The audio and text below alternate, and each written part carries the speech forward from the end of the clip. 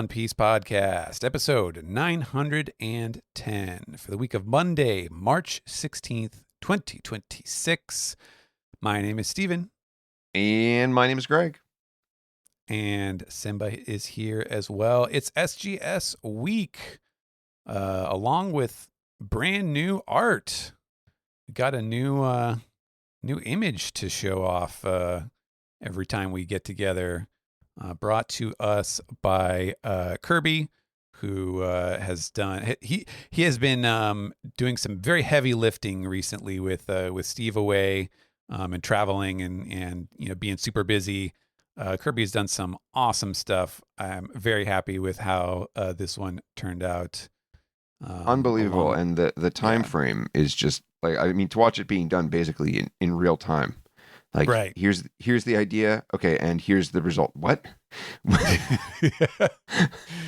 yeah, very, very quick work, very, very high quality stuff. So, yeah, super happy to have him around to help out with that. That's a lot of fun to like pick out, go through options and tweak the results and stuff, and really, really cool to have so many great artists around to work with us.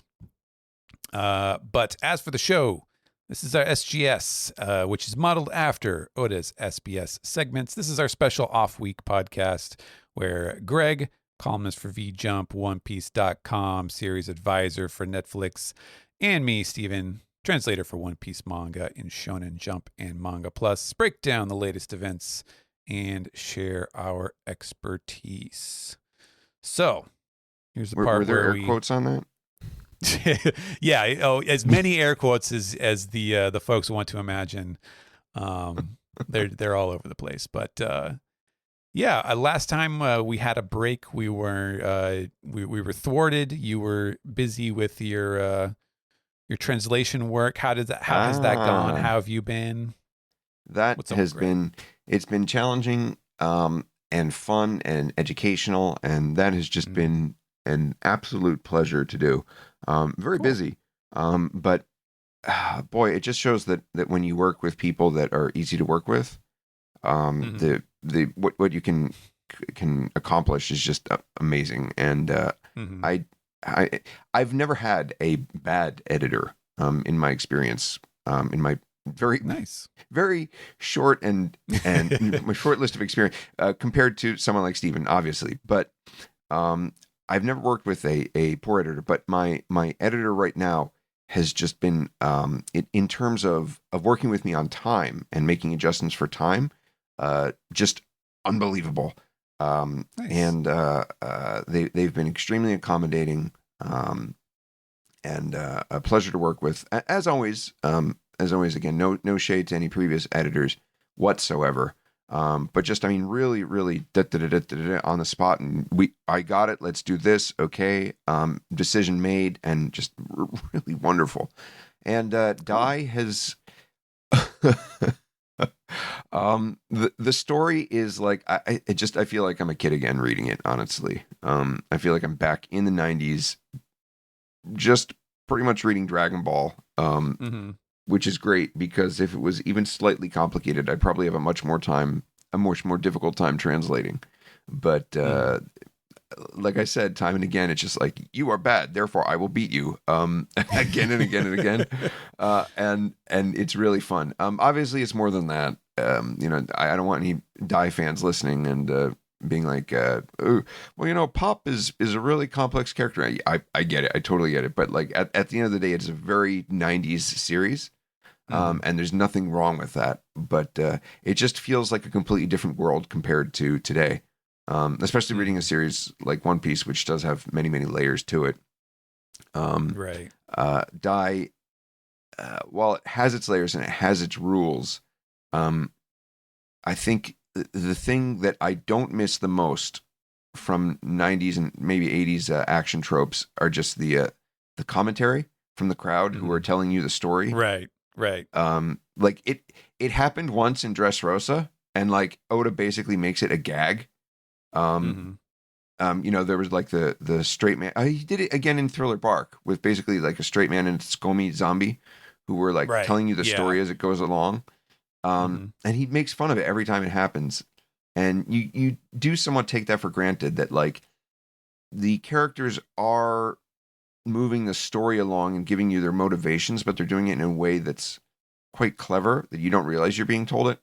Whereas, like, it's just some of them are just like my even. Did I tell the story? My wife was just like, Greg, this is unbelievable. This exposition is like because she does a lot of the formatting for me, and Mm-hmm. she'll set up the format of what the characters will say, and then I type in all the lines and everything. So she's doing it, and she's Mm-hmm. like, my God, Greg, she's like, this character just like spit out in a single panel like the entire motivation of the story and like what's going on, and they're not even the one fighting, and Mm-hmm. it's amazing. um but we're actually, I shouldn't say where we're up to because I don't think they've made that public. But we are chugging along with Nice. Die and making progress there, so that's been a lot of fun. A lot of Starbucks. Nice. That's cool. Yeah, it's good to hear that the you know, the process is going smoothly. It's always nice when you can say that about some, you know, do you creative work ever behind the scenes. do you ever translate outside of the home? Um, every now and then, you know, I do have a laptop. I have a desktop computer at home where I do most of my work, and I do have a laptop that I can take with me. And so occasionally, so like last year, my wife ran the Chicago Marathon, Hmm. and you know, because of the time difference and just kind of it being a big first time thing for her, she wanted plenty of extra time. So we spent like way longer in Chicago than probably most of the people who were traveling there for the event. And so, you know, I had to bring my laptop along to make sure that I could at least keep up with a few things. So yeah, it does happen from time to time. So it's situational and as possible not a choice.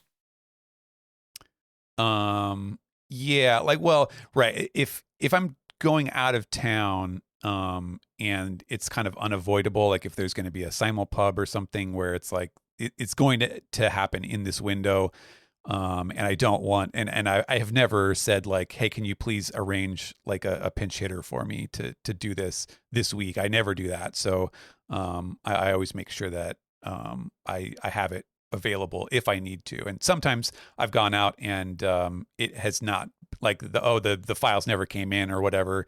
Like it just didn't happen, and so I didn't need to use the laptop, and that's fine too. It's not that hard to travel with one. Wow. Can What I so ask, well, yeah, what I'm curious where you're going with this. uh, what is your secret for not falling asleep at the keyboard? Because um I cannot. I mean, I can if I'm like super wide and awake and I got it. But like if it's the nighttime or I have a like an orange light on, um, uh, like I just I'll conk right out like after a mm, page. Um, I need to go to if it's at nighttime, like basically I need to go to Starbucks. Um, oh, okay. and just sit there in my little corner, my little comfy thing, and just concentrate and do my thing. And like, I will not get sleepy. I can work continually. And it's not like coffee. I don't even drink coffee. I get a frappuccino and like, Hmm. yay, sugar. Sugar, yeah. But like, yeah, but I have to work there at the nighttime. Like, if I can't be comfortable, I can't be quote unquote comfortable or feel comfy at Hmm. home because I'll conk right out after like a page. That's interesting. Yeah, we must be like maybe not polar opposites, but my daily schedule, I usually find that I get started around midday. Like I'm a little bit of a late starter, and then like and specifically in the mid afternoon is when I get the most tired. Especially like before my wife gets back home, and something about like the number of hours that I've been up at that point. That's when I'm like fighting off you know, Mr. Sandman. And ironically, I usually like once I've had dinner and then it's getting later in the evening. Oftentimes that's when I'm the most efficient, actually. Wow. Like I'm going the fastest. But I do, the both of us are kind of night owls. So, I'm not a stranger to staying up, on the later side. So yeah, Wow. that's my usual schedule. Do not know how you do it, man. Especially with novels.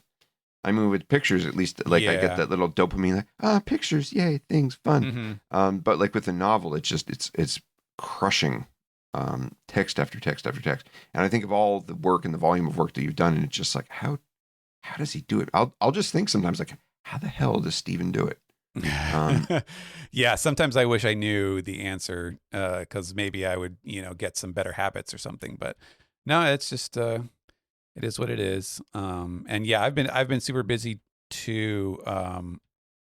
Strangely enough, it's weird because you look at the news, of what's going on in the world, and all the, you see all the horrible stuff out there, and then you read about the specter, or the guillotine of the AI bubble that's hanging over every professional's head, and wondering like, okay, when is my job going to be safe? But for whatever reason, right now, it seems like everybody that I work with is like dumping more, like, here, could you do this, can you do this, can you do this? So I've been very busy recently, but I'll take it for sure, because you never know what'll happen soon. But yeah, been working on some cool stuff, and very excited to talk about some of it in the future, when it is more public this to is share. obviously a rabbit hole among rabbit holes, but like AI translation. um, Hmm. what do you think about that? Because I had some thought. A guy interviewed me a couple years back, and I was like, "Look, at some point in history, it will be an issue, um, for translation, but like, I just Hmm. I don't see us being there anytime, quote unquote, soon. And I guess soon in this day and age being 10 to 15 years, um, Mm. because like I see it happening, and I'll see something that's like, whoa, cool, like uh what did I say? I think I saw one the other day where like somebody was speaking and they said something in centimeters, and it was like auto translated to inches depending on like a geo thing, and it was like that's Mm. really that's impressive. Oh, um huh. but the the human element to it, is still missing. um Right. and I do not see it being like, it's really good, like in so much as uh conveying information, it does that very well. Hmm. For auto translation specifically, I'm talking about. Yeah. um but that human element, uh just seems to be completely missing as of yet.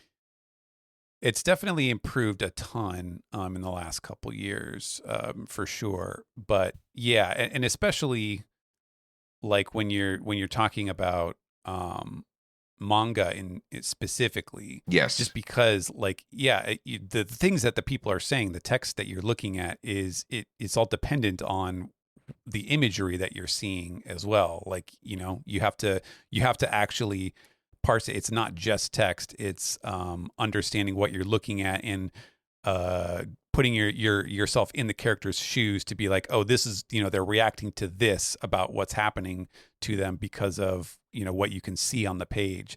And that level of context, I think, unless you get an even more wild, paradigm shift in terms of AI power, I have a hard time seeing that becoming like something that they can do reliably, on, automatically. And so that's the sort of thing where it's like, no matter what, you're gonna have to, you're gonna need someone to actually sit in the driver's seat, and kind of dictate what's going on here, because I just don't see that being parsable, um, in the way that you Yeah. can with Yeah. just pure text. But Completely I don't agree. know. I mean, as far as I can see, at least with the stuff that I work on, it feels like it's still kind of business as usual. But um, you know, you never know.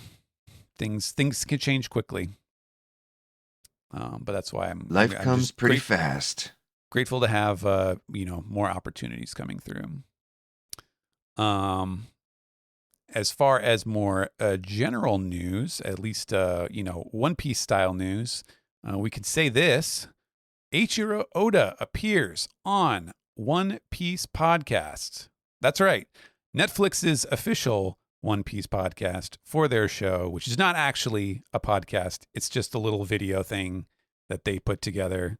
Words mean nothing these days, but I really wanted to say those words specifically because I know that wherever Zach is right now, he just felt an icy grip clutch at his heart, and he doesn't know why. And it's because, Oda was on a podcast, and that's an air quote. In case you didn't hear that. I don't know. I haven't watched that yet. My wife and I, she was curious too because specifically we were talking, and she was like, okay, we watched through, I think, part of the first season. And she was like, you know what? Like, I will listen to the podcast. I listen to you guys all the time, because you're talking.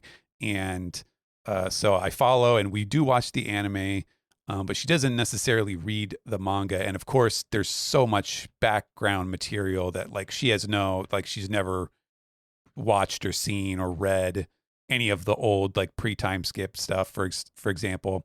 Oh. And so she was like, all right, I'll watch it, and then I can give my opinion as someone who has no frame of reference for this stuff. So we have been watching through the new season 2, which has come out, and we haven't finished it yet, but that's been interesting. It's been really interesting to see all of the discussion, like on our Discord, our crew Discord, and our public Discord, and just seeing all of the different opinions going around, the things that people like, things that they don't like, and the ways that people disagree about that stuff. It's been really fascinating to see.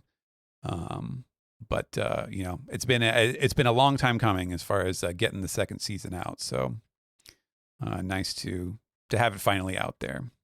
It is one of the series of all time. Yeah.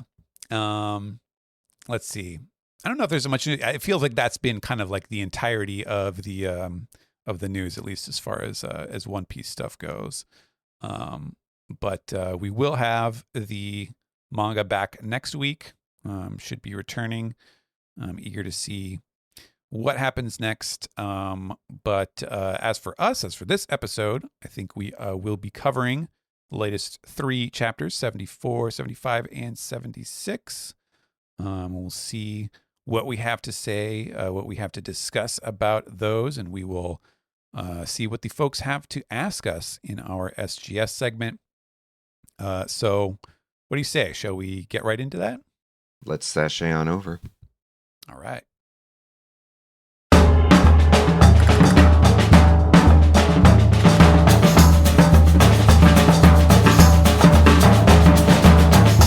This is the manga recap for chapters 1174, 1175, and 1176. That's our 3 most recent chapters. I think we have our files all up for perusal. So I will start us off with a little synopsis of 1174. Summers momentarily panics over losing the ship to carry the giant children away, but changes his tune when he realizes he can enjoy their tragic deaths instead. The children remember all the times they were scolded as their parents tried to get them to do the right thing. The parents leap forward to hold the kids, thorns and all, as they start to plummet over the dock, only to land on Loki, accompanied by Luffy in Gear 5 form, who is now an enormous dragon. So, what do you think the strongest thing in the world is? Do you know what? I literally, just not even thinking, it was just sort of like, okay, strongest thing in the world. And I was like, oh, it's a dragon. Obviously it's the dragon. The dragon was my first thought. And and then eventually I was like, oh right, it's the essay title. It's the thing that is the actual centerpiece of the chapter, not the not the cliffhanger at the end, but the love of the parent for the child, which I thought was a very, very effective scene. I really did enjoy this chapter. I mean, I was going to say a Tyrannosaurus wearing Gold Roger's hat, but okay. No, yeah, so it is love, and that was a very, I would say, this is probably the closest Oda has gotten me to tearing up recently. Mm-hmm. That scene with Ripley is something else. Um, it, I mean, he does a good job here of presenting an impossible situation. Now I know there's a lot of like talk about like, oh, and this is again the gift of hindsight, but like, well, why didn't they just try to ever burn the thorns or whatever, right? Because of what's coming down the line, right? But okay, put all that aside, like what's on display here, like that kind of love, is like, what do you do in that impossible choice?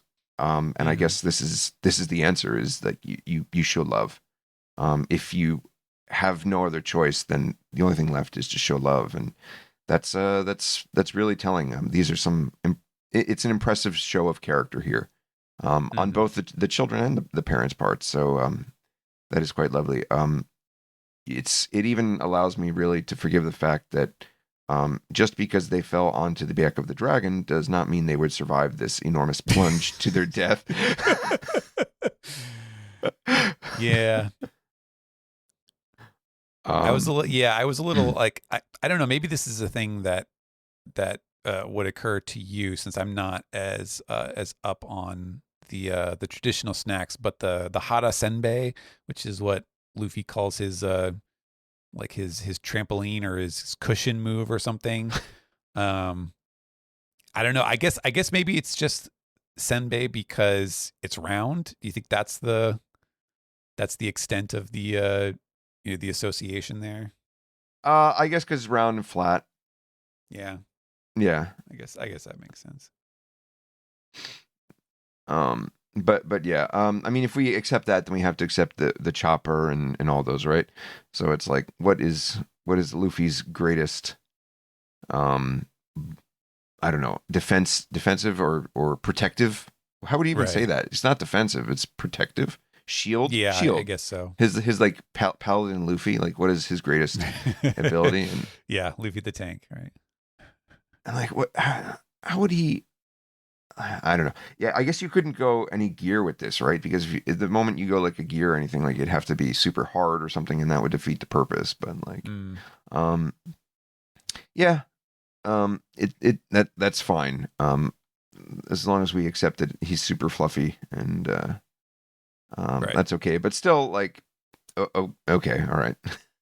It's he's nowhere near as fluffy as Chopper. Like Chopper, you're like, okay, he's some. Right. Chopper's like that experiment from high school where you have to protect the egg, and when you drop it out a window. So like he's like that cushion. He's like the container.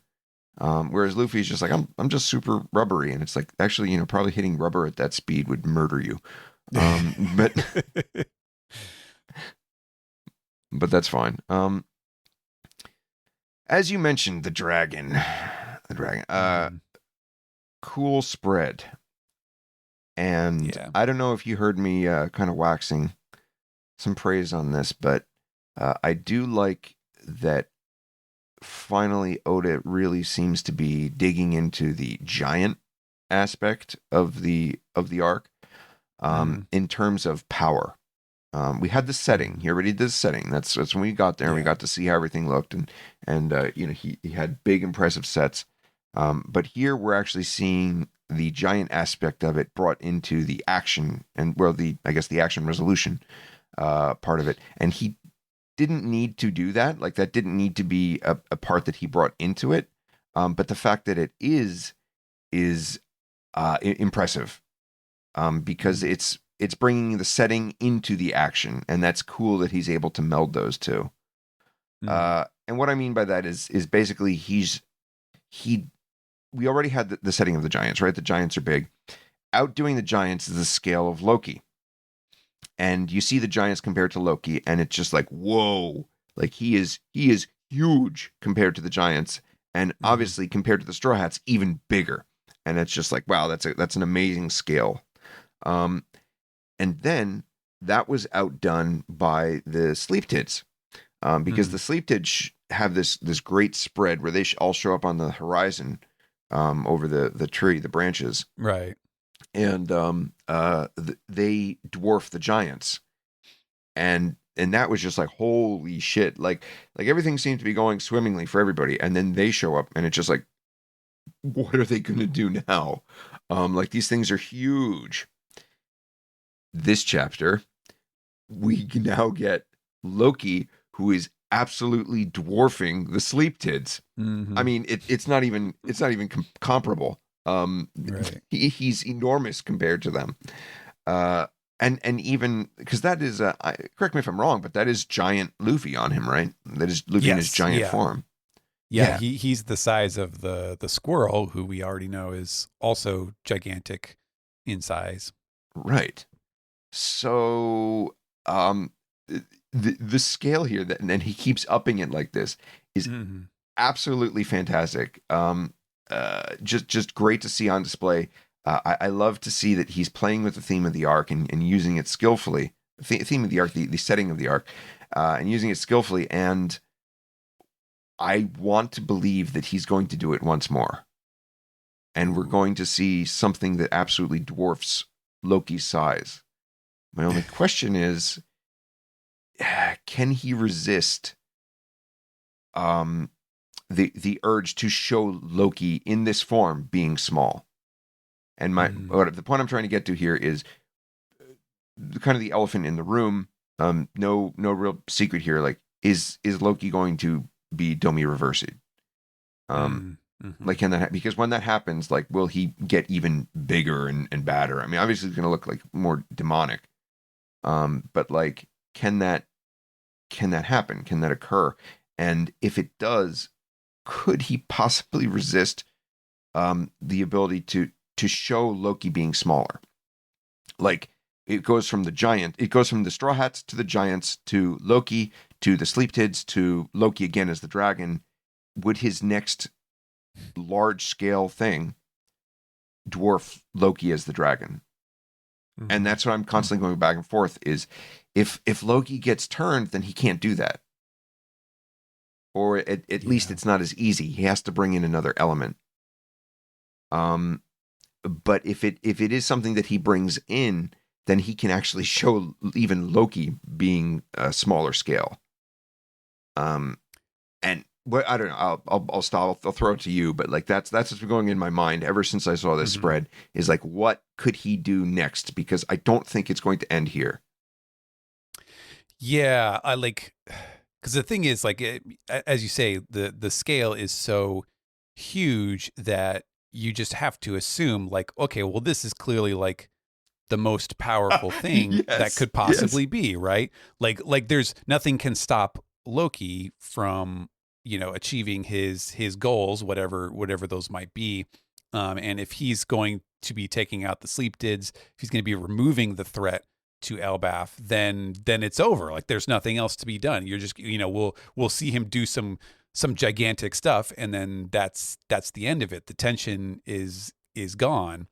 Um, and so, yeah, that I think that's it certainly begs the question, as you say, of like, well, and we'll get to it in the next chapter, but Emu being aware that the Nidhogg is on the island here, it certainly props you up to expect the next one up, in terms of increasing the tension of the arc. All right. I think, So yeah. yeah, since we do have some more chapters to get to, obviously, I think Hmm. I'll leave it at there for now. Because there are some more twists and turns coming, but yeah, Yeah. that was my first thought, is, okay, how can he go bigger? Specifically Right. because of scenes like the Jaya scenes, where it's Yeah. like, you see the Mary, and then, Mashida's Hmm. ship, and then, Right. what is it? The giant turtle. It's the turtle next, right? Yeah. And Right. then, the The shadows. shadows. Yeah. Yeah. I was thinking of the exact same thing. Yeah. Yeah. And that scene is great for that exact reason of like, oh my God, why is this so huge? What are we gonna do about this? So Yeah. yeah, looking forward to that. All right, we'll go to 1175. Loki keeps the dream monsters at bay as Luffy and Zoro leap into the fray, and their combined powers thoroughly squash Summers. Loki's powers are revealed to be the mythical Nidhogger fruit, which grows in relation to the size of its owner. He unleashes a mighty Thorheim that obliterates the Slutids, but draws the attention of Emu. All right. Yeah, this one was just kind of action. Pretty quick read, all things considered. Ibarancha.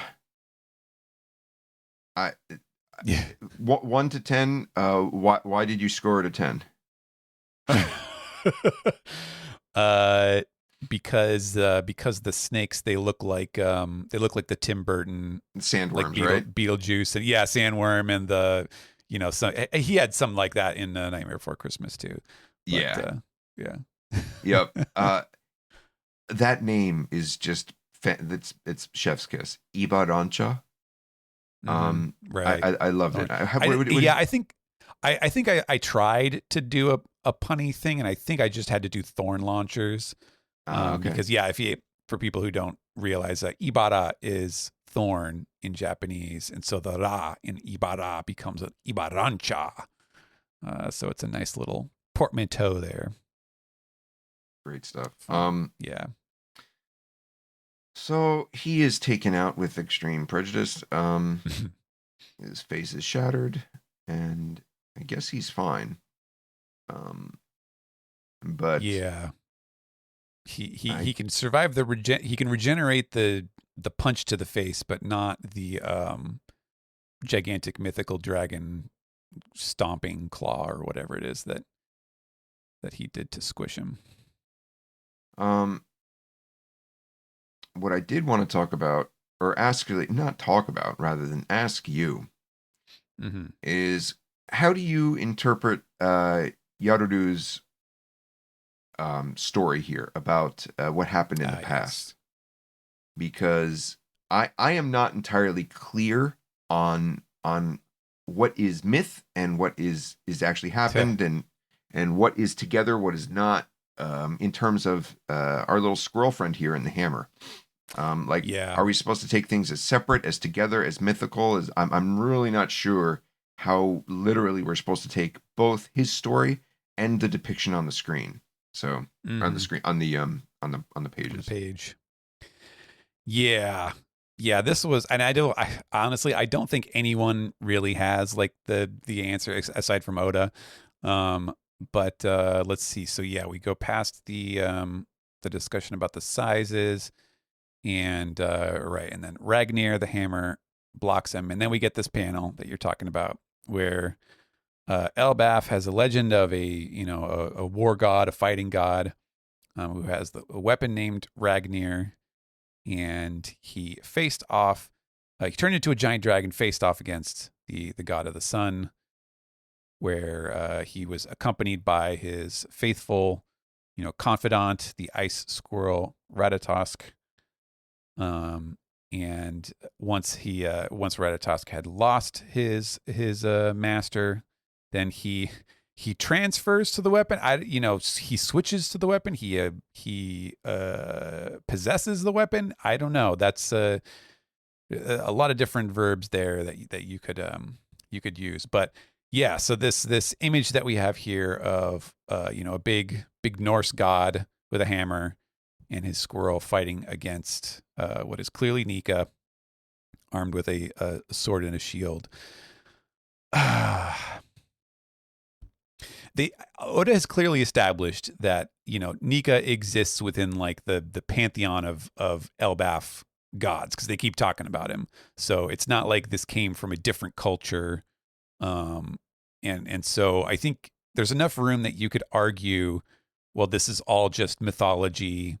And, it's just stories that they have told themselves. That's part of the tapestry of the background.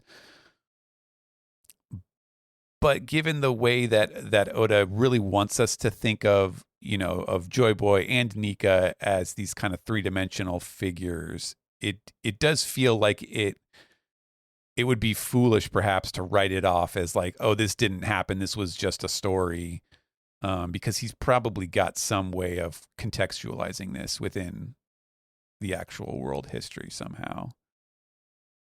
I don't know. What were your initial thoughts about this? I am most confused about the damn squirrel and the hammer. Like Yeah. I think Zach was too. Like that was a that's my big whole discussion. thing. Yeah. Yeah, it's like I don't say I don't understand, because I can see lots of different possibilities, but I don't see which one Oda is going for. It in terms of like what the current Ragnir is. Right. We get that it's a big heavy thing on a stick. I think we just, I mean, that was like we spent like, we even named it the last podcast that I was on for the main show about that. Is like, the big hammer stick. But like, is the current, it's a fruit power, right? I mean, I think it's safe to assume that it is a weapon that quote unquote ate a fruit, or ancient tech that ate a fruit, something like that, right? On a stick. Is that fruit based on what we're seeing here in the panel? Like, is it based on this, or is it the actual being? And the reason this is so weird for me is because it expresses this, it by Ratatosker expresses this love for, or admiration, or affection. It expresses affection for Loki when we see Loki do the transformation, yes. Right. Which suggests to you that like it's not just a fruit that at some point in history it ate. It feels like this is the actual being. This is the actual squirrel that at one point was the dear friend of this ancient giant. I mean, literally ancient giant. Right. So what happened? Did that squirrel actually get transferred into the fruit? Like is it the squirrel being transferred in the fruit, or was, and this is I guess the point I'm getting to, was it always that way? And is what Yarudu is showing here is like just like the idea, because we see the hammer and the squirrel separate. So is that Yarudu's impression of it, or was it always this squirrel and hammer? Because if we can determine that, there are so many different theories that you can come up with, but until you don't understand what that connection is, or which it is, it's really hard to try to draw conclusions. Yeah. I mean, yeah, I think the like the act of transferring Ratatosker, or like having him quote unquote take over the sword, that probably, I guess, that knowing what we know about the way that everything works, it seems like the most sensible explanation would be that that the squirrel passed away or whatever, and his spirit, or the concept of him or whatever, that became a devil fruit, was then applied, or or the essence of him, whatever forms the devil fruit itself, that process got applied to the hammer, and then that becomes, through the myth, that becomes sort of described as like, oh well, the squirrel took over the hammer. Damn it, are we still clear on the ages, like the quote unquote Daichi Sekai, Daini Sekai, Daisan Sekai? Like we are in Daisan Sekai, and I think that's totally clear. But like, from Joy Boy was the second, or is that safe to assume? I think so, yeah. And so the first era would be, is the first, then Nika. So would it go Nika, like and I do believe that Nika existed. I mean, whether you call it deity or not, like by the Mhm. second world, it could have he could have been a deity. So I mean, Sure, that's easy to, but so it is what we're seeing here something that happened in the first world, and sure. by the second Yeah. world, that it had already become a devil fruit, Mm. and it attached itself. It became affectionate for whatever the parallel to Loki was, or rather Nidhogg, excuse me, To the giant, yeah. to the giant dragon in this the second. And is that why it has affection? Is because it's basically the Nika fruit part two, in that it knows it, or it's from that era. Mhm. It's based on something from that era. Right. Like, is that it, or am I completely off? And like, no, it's like it's actually this period and this period were combined into one. Or like, I just I don't know how much we're supposed to trust what we're seeing in the picture here as being Yeah. fact versus myth. And I tend to recently Oda has trended to being more like what we see is actually what we get, or what it was. He's Right. not being as tricky as he used to be in the past, Mhm.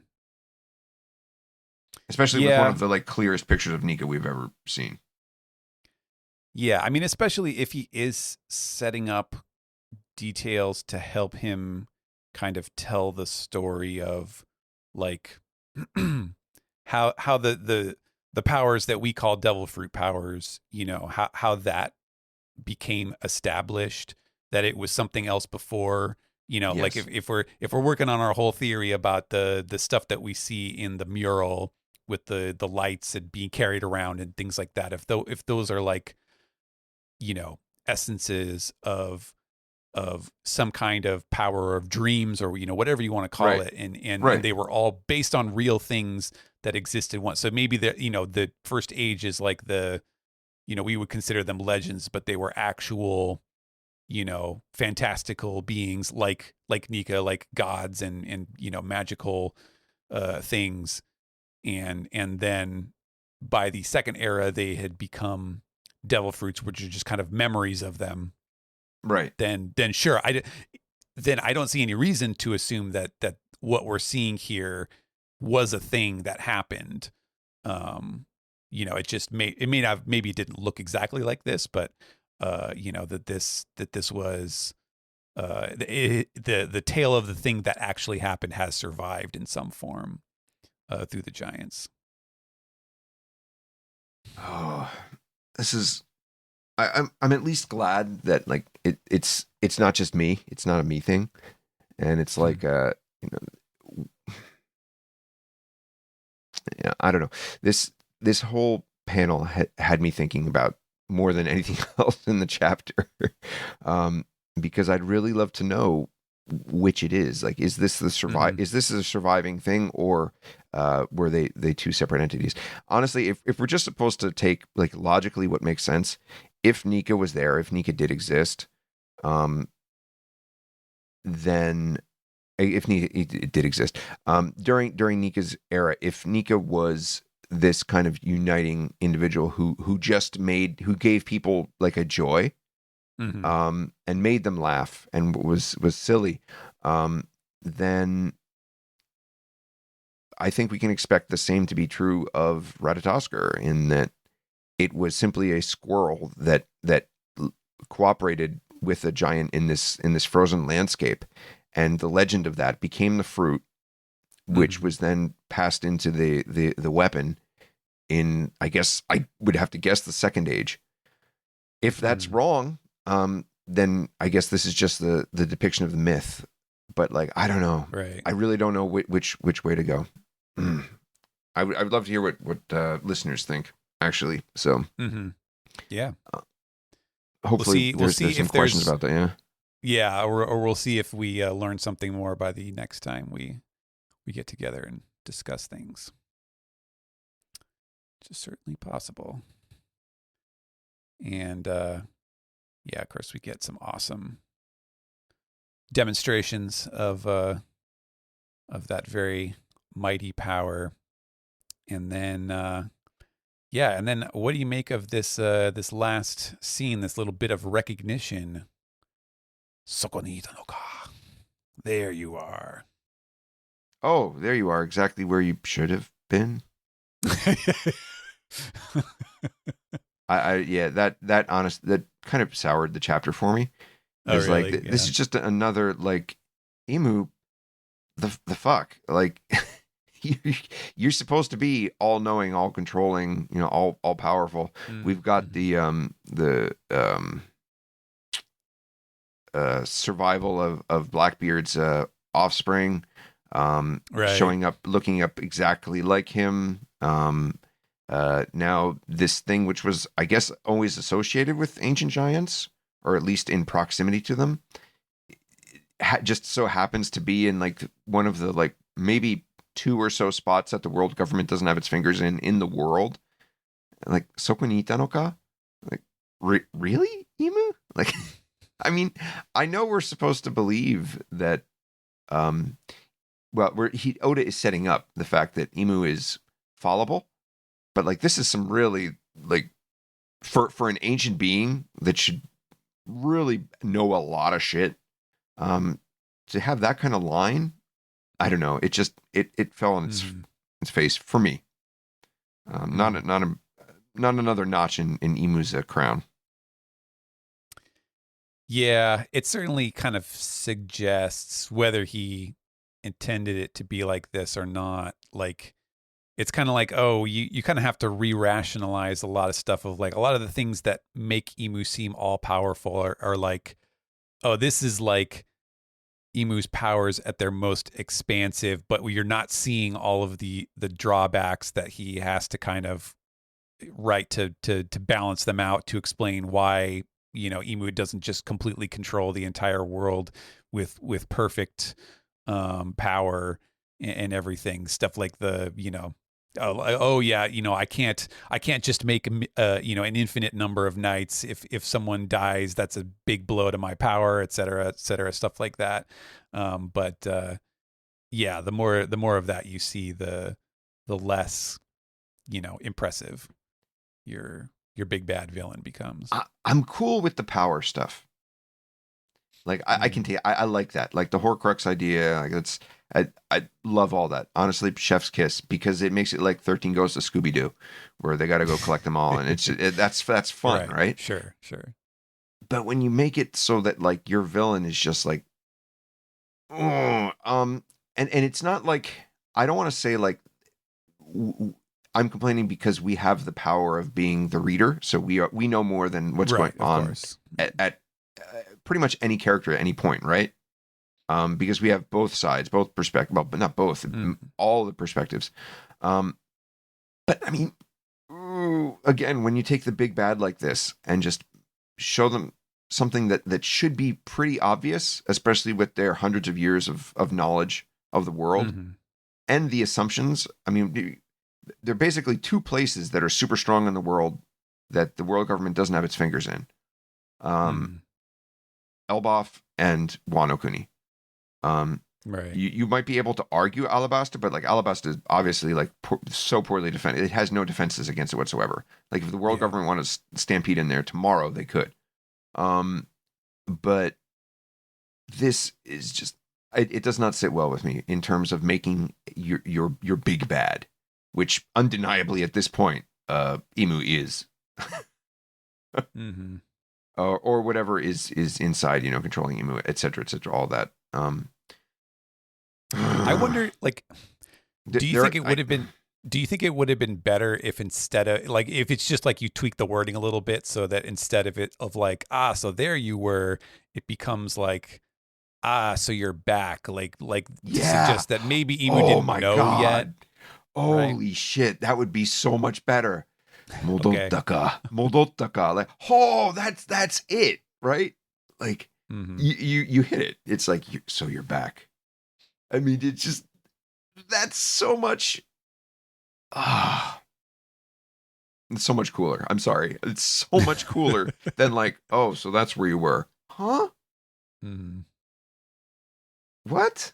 Okay, yeah, good call, sir. Good call. Hmm. But I guess if Oda wants to set up the fact that Imu is a fallible, probably a human who's just being influenced by something, then mission accomplished. Sure. Yeah. All right. Shall we cover our most recent chapter? Alrighty. 1176. Lilith uses energy converters to stop the library fire and bottles the energy into Super Vega Cola for Frankie. The combined powers of Frankie, Jinbei, and Sanji put a stop to Killingham and his monstrous Lindworm. Dory and Brogy agree to end their duel via beheading, which returns them to normal, and reluctantly, Zoro and the giant pirates prepare to do battle with their demonic kin. Yeah. So once again, the solution to taking care of this really tricky new type of villain that we've seen. I don't know how we can possibly beat this time because they're our friends and we don't want to harm them. The very clever answer that Oda has come up with is, yes, you hit it really hard. Yep. I mean, I guess he could have helped rationalize it. It was just to remind people that it's like, yeah, well, the reason that they weren't doing that before is because the powers make them super strong. So it's not as easy as it sounds. But yeah, as an answer, it is a little bit on the simple side. So, I mean, the entire reason we felt tension this arc, right? In terms of fighting these villains specifically, and by villains, I mean the turned giants. Yes, the antagonists. As a collective, not just Dory and Brogy, is the fact that they're good people. Yeah. So that presents, I mean, it's another Thorn problem. It's like, how the hell do you do this to your own friends, right? And it turns out the answer is just to just kill them, to go all out. And as you said, it's like, but they're so strong that that's hard. Okay, but you lose the tension of but I'm going to harm my friend. That's where a lot of it came from, is how the hell do they get out of this? How do you solve this problem? And a lot of I do not want to resort to this all the time because it sounds like I don't know, not emo. What's the word I'm looking at? What is the word I'm looking for? The person who is who says, "Oh, it was cool back then," or "cool when I liked it." Oh, hipstery. Hipster, thank you. Not emo, hipster. Because it sounds like hipster, but pre-time skip One Piece was more about finding out a clever way to get around this. And with Kaido, we all expected how is he going? What is the clever way to get out of this? And so far, the answer has been hit it really hard. Which is more of the Dragon Ballification of One Piece that I'm not super happy with, but it is what it is. And I mean, the plus side to it is we probably get to see some really cool battles from now on, and more of early Zoro versus Luffy kind of stuff, where there's no possible way these two people would ever go deadly force against each other. Right. Usopp and Luffy was a great fight, but I don't think any of us really thought they were fighting to kill each other, just to best the other. This sets up where we can have some really literally knockdown, drag out battles between characters who are potentially friends. And again, that goes back to my whole idea of the whole world being basically Domi Reversi'd against Luffy by the end of this thing, so that Luffy is against the world, and he is the shining light in all of that comes back and brings back light to the earth. But to me, it's not the greatest. That the solution is just to fucking kill him. Yeah, I mean, I do think that to me, it seems like what he's doing here is it's kind of the I don't know, it's the flip side of the coin of what's the strongest thing in the world is love, but then also it's kind of the balance that he's trying to do with the theming of this arc, which is like, how do you combine the softer side with like the the nature of this culture, which is very Right. warlike, and so Yes. now it's oh, like, the reason why they're so excited, of course, is because this like puts them in their element, right? Of like, oh yeah, what's the first thing we know about giants is Dory and Brogy. They've been fighting for 100 years against each other, and so this just kind of puts them right back in that in that mindset, in a way where they are now like guilt free, I guess. And Yeah, I don't know. I mean, I think I don't know like how he's going to spin this, if he's going to find a way to depict it that makes it seem like cool or funny or what. He's kind of doing both right now, with this last spread, but um I don't know. Yeah, I think it's going to tie into like his kind of theming of the arc of the culture of Elbaf in general, um, and that's why he's kind of set it up like this. Uh, I think we discussed this last time, but like he seems to have made his decision um about whether it's do you just protect, mm-hmm. do you just collect knowledge, or do you fight? And didn't I say this last time? Is like his answer to all of that is yes. Right, Um, right. uh, you do all of that, and in doing all of that, you can protect what you love with your life, and in doing so, you increase the passing down and spread of knowledge. Which just seems to be like the role of the giants in this world, is to do those three things. Like that's what they want to do Mm-hmm. and should do. And I don't know if anybody was expecting Oda to have like to choose one of those, but it does not seem that he has chosen one. It's that no, you need all of those to protect your culture and who you are. So interesting choice on that end. Thematically, agree. Shonen action adventure, nah, does not Mm-hmm. score very high in solution to dealing with Domi Reversi. Mm-hmm. Because it really, I wasn't a super big fan of God Valley being used that way or this way, in this arc, in the first place. And now, knowing that all they really had to do was just kill Zebek and that would have flipped him. Like, oh, okay, really? um, Yeah. which also brings to mind, like, I guess, is Zebek still alive? Because all they had to, I mean, is he held as a demon, or if they, I mean, it doesn't matter if they killed him, then they still have him. So did they keep him and execute him, or is he still around? Right. Right. Well, the last thing he sees is Garland walking up on him, right? So Right. you would have to assume, if that were the case, that they took him prisoner instead of finishing him off. But Well, we see him walk up on him, but he could, if he, let's say he did finish him off, like he would just mm-hmm. flip and then he'd be fine. So does he finish him off again? Oh, no, I thought that was like when they knocked him out. I think that did that flip? I don't remember like how he looked, how he was drawn in that scene. I'd have to go back and look at that chapter again. Um, but I thought he was back to normal Was he? when he was dying. Yeah, Okay. or when he was kind of incapacitated, let's say.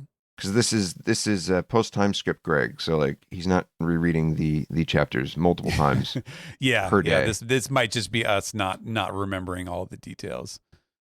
Um, since that was a little while back.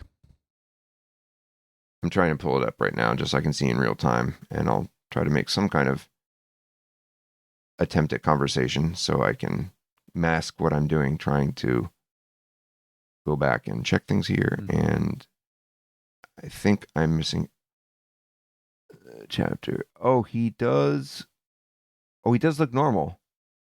You're right. Yeah, he does. Yeah, he looks normal. Okay. Mm-hmm. So 1166.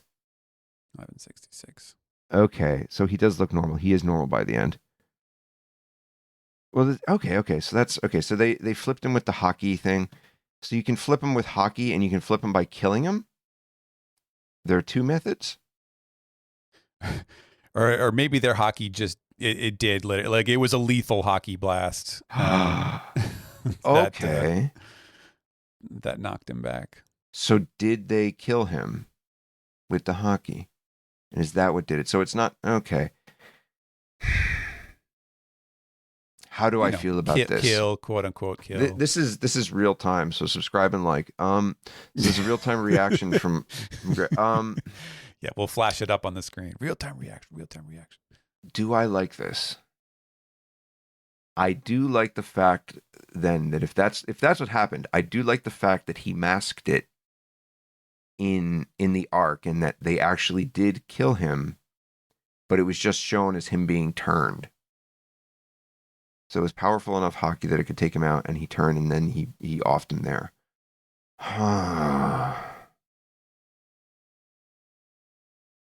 It's still hitting him really hard. Yeah. But I will admit that I like the execution better. I do like the execution. That's a solid job by Oda in terms of portraying it.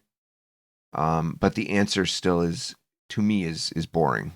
In terms of it's just a Dragon Ball, whose Doriki is higher.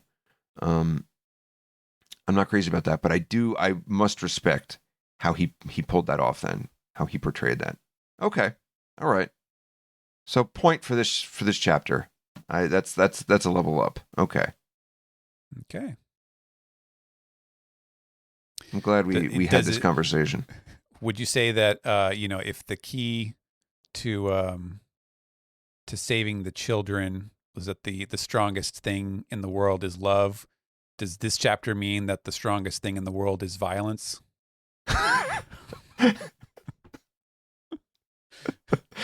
Is I guess the strongest thing in the world is love and violence. Nice. I like it. And rock and roll. Love violence. The strongest thing in the world is violence. I think that's the title there. Okay. Thoughts on so point up on the chapter. I do like that, but originally, and this is not take one or give one take one, but originally from the start was not a fan of Jinbei basically doing exactly the same thing that he did to Waratsumi in Fishman Island, and Frankie just doing a strong right again. Yeah. I feel like I got to stop here, like just talking about negative aspects of it because I'm being really hard. But like I was not crazy about them just kind of doing like, okay, so this is their moment for now. I'm still leaving the door open for now, but like Jinbei punching really big bouncy things really hard is happening again, and Frankie doing Frankie. Post-time skip Frankie just has not had the transformations that I ever imagined when I first saw him, and to just get another strong right, I'm sorry, it's not doing it for me.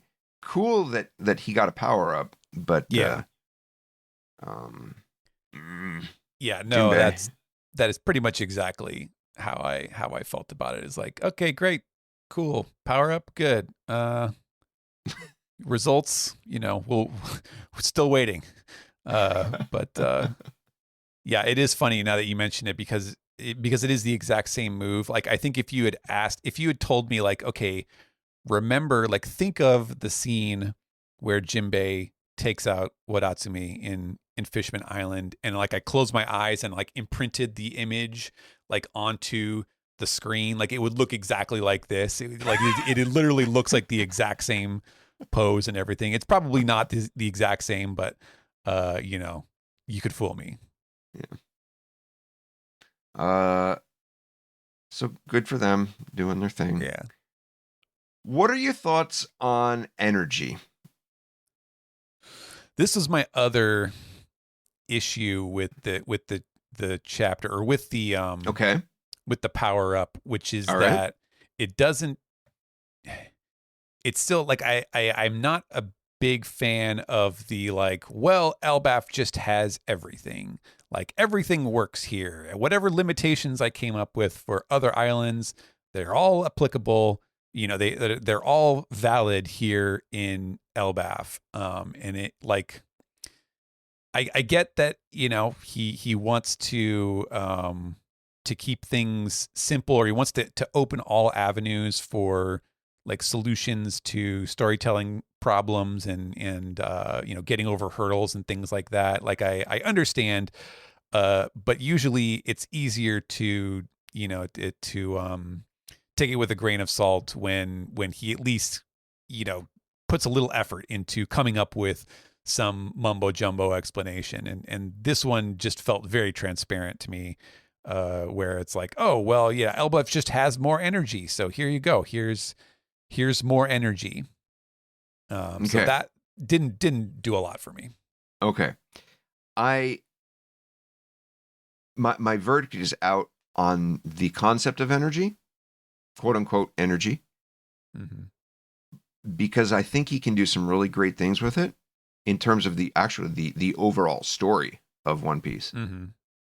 But I do not enjoy how he presented it. He did a Mm-hmm. little bit of foreshadowing in the fact that when we got there, there's the whole like concept of flying, right? Like the Right. rainbows, The hovering. the Yeah. rainbow Yeah. roads. You get a lot. So you're like, oh, there's some Fushigi something here. Mm-hmm. However, there is a difference between him doing that and how he introduced something like the dials. Mm-hmm. And that's why I'm not a big fan of this. Is because with the dials, we basically got to Skypia. We saw that there was a Mm-hmm. bunch of crazy shit going on, Mm-hmm. and little bit by little bit, front loaded the arc by saying, "Oh yeah, we have these dials that can do this crazy shit. Like they help us in our Mm-hmm. daily lives. They're basically our technology." Mm-hmm. And bit by bit, he was able to show us how those can be applied to battle situations, Mm-hmm. and manipulated, magnified, used in all these crazy ways. This meant that while we were going through the arc, we could come up with all these theories and these ideas for how they could be used. Whereas this was, oh yeah, there's Fushigi no Chikara here, right? There's this weird, strange Yeah. power. Magic power. Yep. Done. There's really no application of it. I think maybe we get the scene of like Vegapunk as Lilith being like, "Well, I guess I need to get to work. There's something I can do," and like we can talk about that. But the having if he had introduced this concept of like from the start of like, look, I can make these hover things. The entire arc, the entirety of it would have gotten us through God Valley, talking about how this energy could be applied or what it could do or Mm-hmm. couldn't do. And that's where I think he dropped the ball, is not introducing this concept strongly from the get go, in that it Mm-hmm. can be applied in these different ways. That kind of back and forth between us talking like from week to week, like I think he could probably do this, and what if Frankie used it, or like what if Sanji put it into the suit, or blah, blah, like just that kind of like Mm-hmm. stupid week to week stuff was completely missing. And Mm-hmm. it's just kind of lonely, not having that week to week when knowing we could have had it. So that's why the execution of it, I'm a little bit like, okay, but the concept of it feels fine, because he set it Mm-hmm. up from the start. Now, Right. does this relate to why the author, who was it, Louis Arnault, who was like, don't Mm-hmm. stay there too long? Right. Like, Right. where does this energy come from? Is it a growth energy that is related to the world? And is this why giants are giant? Is there something Mm-hmm. here that is a literal like growth energy, that is making these people huge? Mm-hmm. Or like is the reason that he can do this hover, what is it, the overcapacitor thing, omni something or other, Yeah. The whatever, converters. Right. converters, yeah. Like is that because gravity is experiencing some kind of like energy boost here, or weakening of it? I don't know. Right. Like Basically, uh if he does the same thing he did with Upper Yard, right, where it's like, oh, everything grew huge grew, because the conditions are different here or whatever, yes, right? yes, exactly. um I if that's what he's going for, then like awesome. I mean, that's been Mhm. threaded through the whole story. So great. Do love that. But the application of it feels like a wasted opportunity. I Yeah. think we could have had a lot of fun talking about how this could have been used if he'd just given us a couple hints earlier on.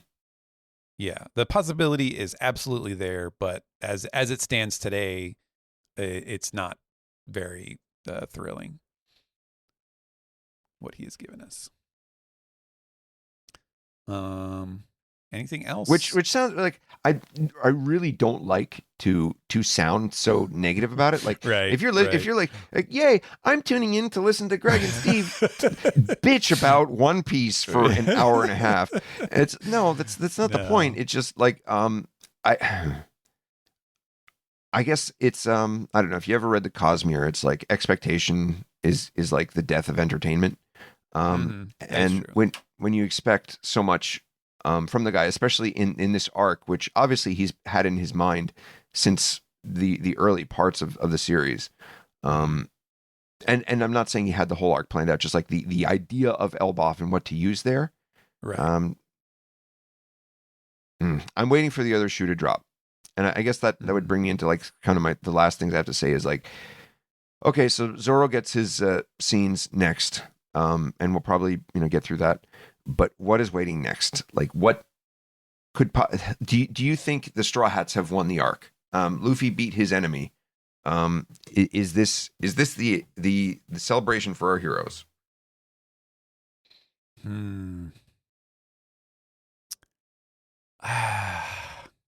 I don't know, because I could see it go both ways, but I do feel like, yeah, it's like, okay, I think it just comes down to like, okay, is Emu going to make a greater move through Gunko, or is this ultimately going to be like a punt situation where it's like, okay, well, I'm going to get ready for you, and just wait for my next move, and then beats a temporary retreat, and then everything is fine and dandy, and I think based on a lot of the ongoing discussions that we've had about where what is Elbaf's role in this story in terms of like movements, story movements, and getting us closer to the ending of the story. Like, I think we've been pretty consistent about like, well, things have to get worse, like they have to get more dire, the stakes have to rise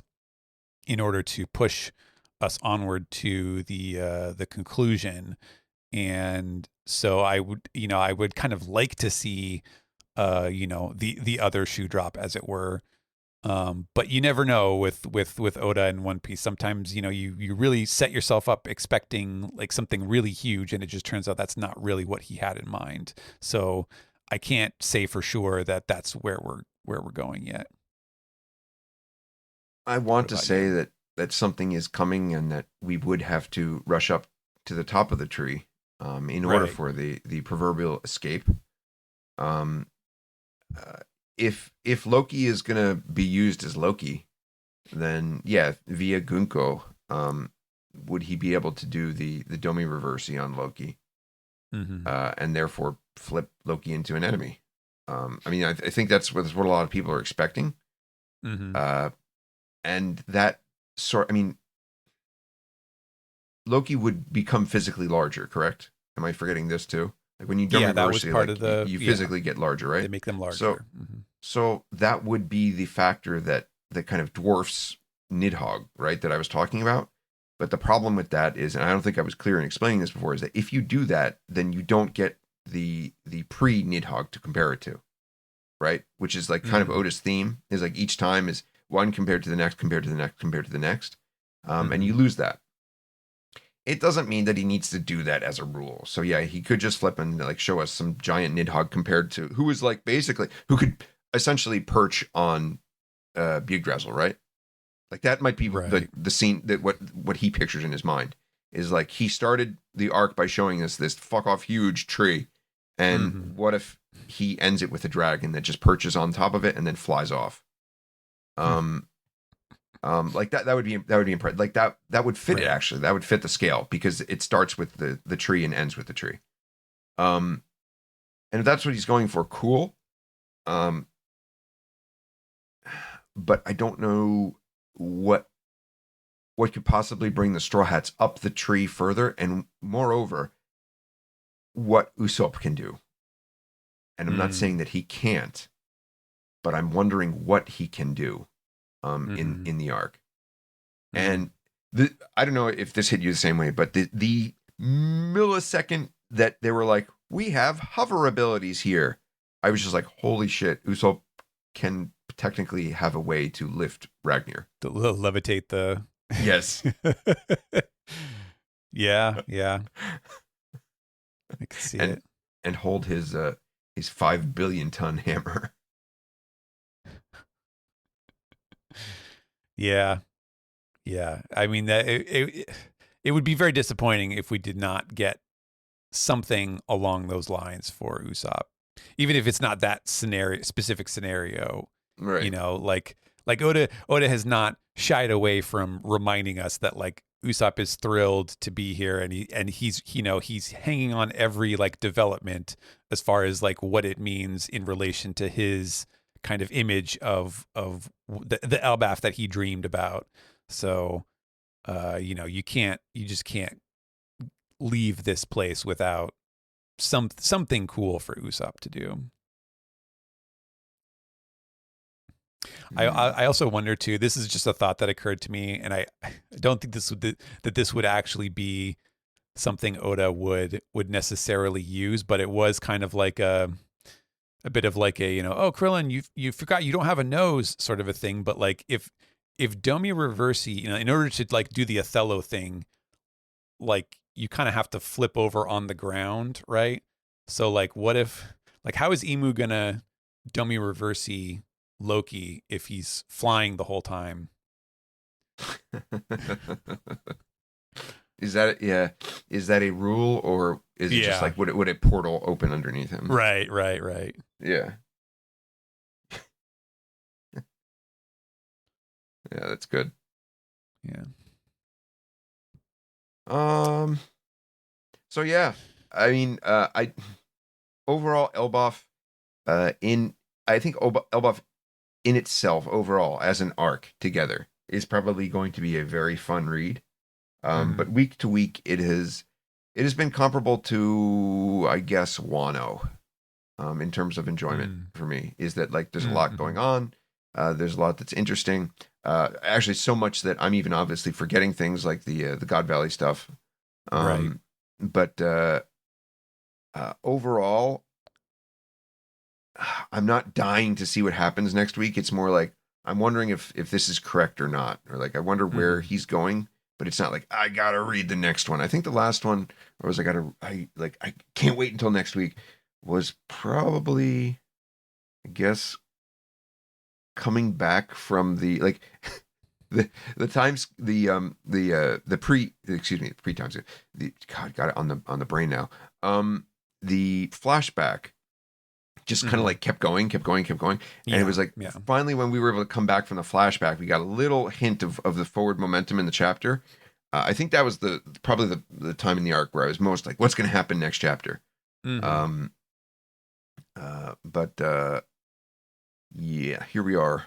And there will definitely be a next chapter of One Piece to look forward to. What I can... Yeah. It's definitely been a more spectacle-focused arc than like a, cliffhanger. Like what is the thing that's going to happen, right? Yes.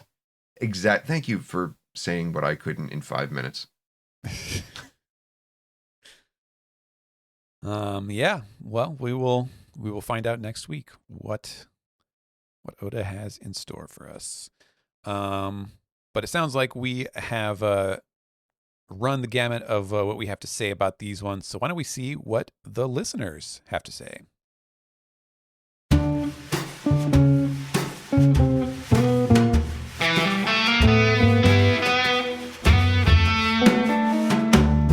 And we are back with the SGS segment, where we take your questions, your comments, and whatever else you are curious to know from us. And we will start, as usual, over on Discord from our Patreon subscribers. If you are a Patreon subscriber, or if you would like to be one, you can get on our Discord channel. We have a special section for Patreon members, and there is an SGS channel where you can submit your questions. So we'll start with those from I'm Stranger. Says, "Hey, Steve and Greg, my name is also Greg, but I don't speak Japanese. 2 questions. How did you both learn Japanese? And was it hard to go from a North American version of Japanese to Japanese? And 2, we know it's going to happen one day, so what is Gear 6, and will it be Luffy's final form?" So, yeah, let's start with the question of how we both learned Japanese. It's probably pretty similar, I believe. I know we've talked about this before. Yeah, I think we did. So not to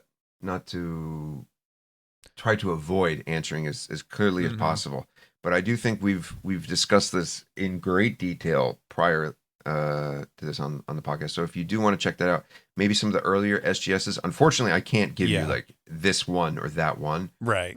But I think we did spend a significant amount of time talking about this in the past.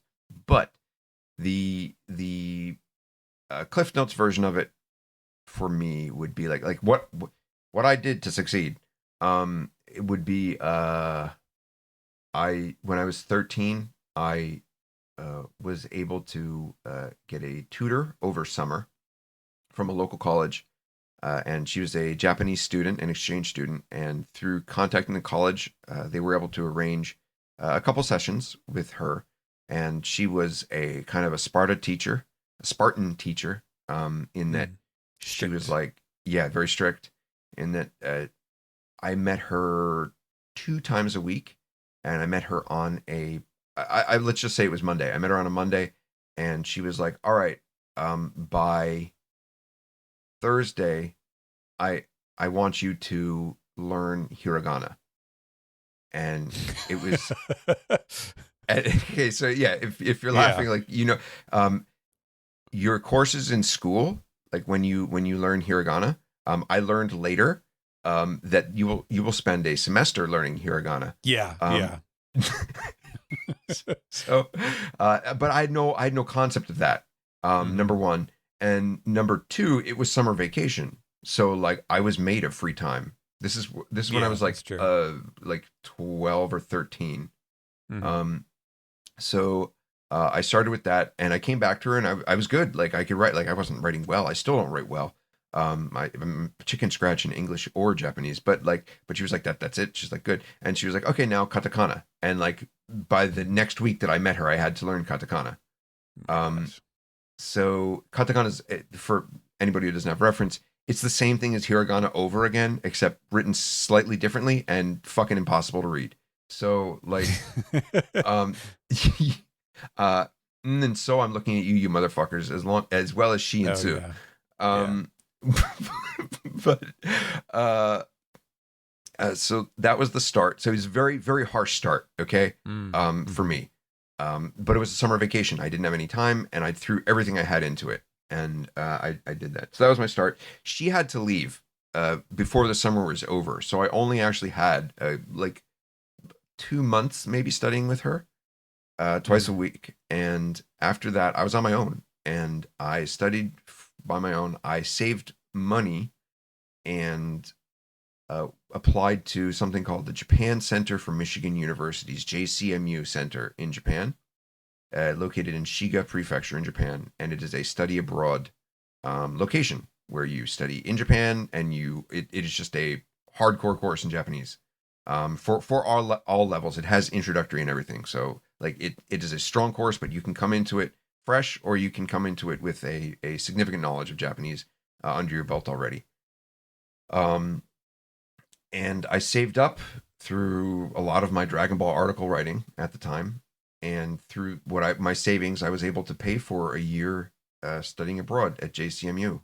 So I did 2 semesters there, and that left me basically where I am today in terms of my Japanese ability. Just I don't have any problems with daily life. I'm not going to be talking about the intricacies of the stock market in Japan. I don't have Mhm. anything like that. But I wouldn't have an issue being by myself. So that's the condensed version of how I learned. Of course, I can give all sorts of advice on books and how to study and whatnot. But if you want a path, like that's it. I did tutoring. I did self Mhm. study. I made sure I saved money so I could study abroad. And studying abroad was probably one of the best choices for me because in the course of the year, over the course of the year, I was able to get where I am with my Japanese ability now, which is to be able to do translation. So very useful. Yeah, that's interesting. I don't think I had heard some of those details, so Oh, that okay. was a cool to hear those. But yeah, my my story is pretty simple. It's just that I started it as an elective in eighth grade, and I kept taking it all through high school. And this is American high school, so it's not very hard. They're not pushing you very fast, and it's pretty easy, but you don't learn a ton. It's not a very efficient way to master another language. But it gave me a good foundation, and it got me used to like kind of trying to grapple with Japanese. And from there, in another semester or two in community college and stuff like that, um, I kind of discovered manga, or I discovered that I had good access to manga in Japanese, and it was specifically stuff, probably One Piece, honestly, more than anything else. That was like the drive to like, oh, I want to know, what's going on here. I want to be able to read this dialogue and to like actually experience this the way that you're supposed to. And there was no way to do that otherwise at that point in time.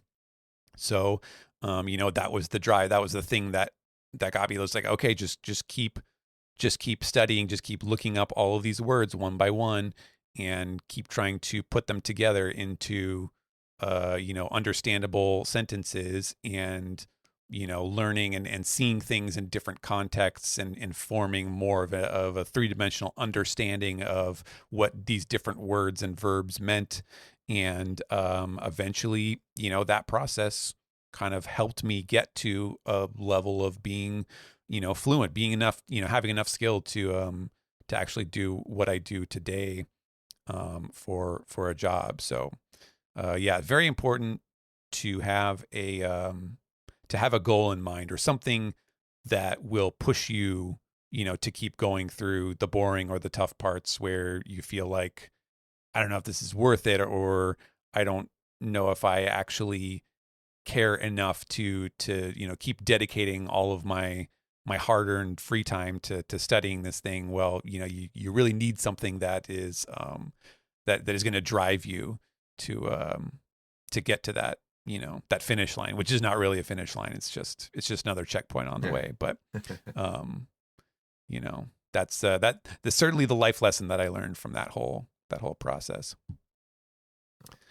um The other question was, what is Gear 6, and will it be Luffy's final form? Man, I cannot imagine a Gear 7. So let's hope Gear 6 is the final form. That's how I feel about uh, I'll say the next one is Gear 1000 because it. because Oda number one. Right. Thousand Sunny, the power of a thousand suns. Um, and yeah, what is it? I mean, it's kind of hard to say what I think, to justify what I just said with saying like it's the power of dark and light combined, right? Like that sounds really weird having Mm. just said the power of that. But I would like to think that he would combine dark and light in some way, um, which is kind of Mm. the answer to Elbaf, really. Like what's going on in Elbaf right now is it's not Mm. just one way. And maybe the reason like the world hasn't found its way yet is because it always tried one or the other, but the answer is not both. It's a balance. It's the answer is not one or the other. It's a balance between the both of them. So maybe Mm. Gear 1000 and teaming up with Darkness. Okay. A little closer to the mic. I think we're losing you a bit. I'm sorry. Okay. I'm getting comfortable. I had a feeling. All right, we'll go on to King Doji, who says, "Hello, very special guests." Oh, hey. Greg, I'm sure you've answered these questions before, but I don't think it has been since the SGS started. So, as a heavy quotations new guest, you need to answer these questions before new guest questions. Okay. Okay. So, all right, this is the stuff that we always give any new member, somebody who is coming onto the podcast for the very first time. Oh, which okay. is, what is your favorite straw hat?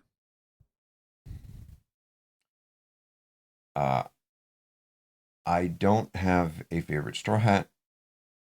But without a. How's my mic, by the way? Am I all right? Yeah, it's still a little quiet. It's still a little quiet. Okay. I'm just jotting down a did not answer question. How am I now? Good. Okay. All right. Okay. This is good because I'm comfortable and I can talk and not answer the question. No. I do not have a favorite straw hat because it has changed over time. And first, if you want to know who, when I started reading One Piece when I was just fresh in college, it was Zoro because Zoro was super cool and he was a samurai guy and Mr. Bushido and all that. And then when I got to be a little bit older, I got to know my girlfriend and wife. Like all of her friends were like, "You're Frankie. You're so Frankie. You're like super Frankie," which in retrospect is maybe a little bit racist, but it's that that's fine. So I got to really enjoy Frank. Like eventually I just gave up and I was like, all right, fine. I like Frankie. Mm-hmm.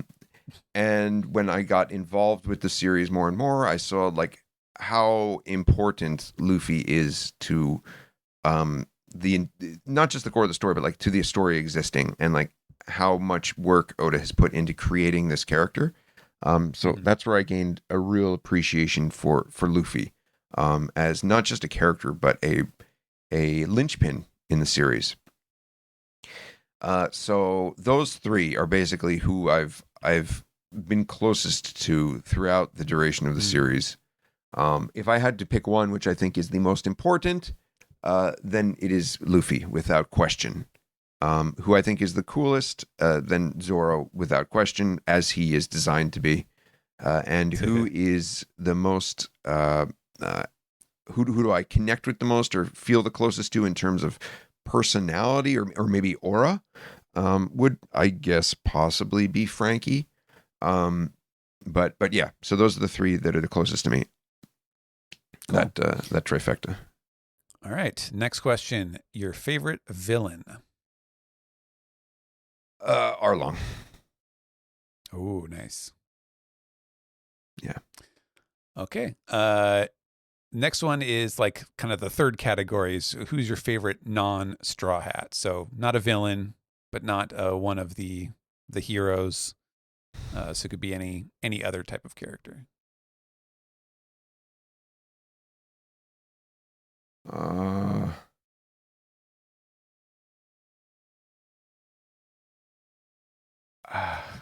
I was just so in other words, first you pick from 10 straw hats and then you get to pick from whatever 20 30 villains. Now pick from 1,000 plus other characters. Who's your favorite? It's over 2,000 now. We just counted. Yeah.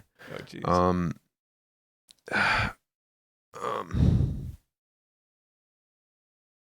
that's right. Yeah, we did. I forgot to say that in the intro that we were we got to reconvene a little bit, much shorter than last time to update the survey names. The World Top 100. You won't hear this anywhere else, but with Steven's blessing, I was able to name some characters. I was able to give the English names to some of the characters in the series. I won't mention who they are because I don't care to have anybody know, but it's just fun for me and Steven. But but yeah.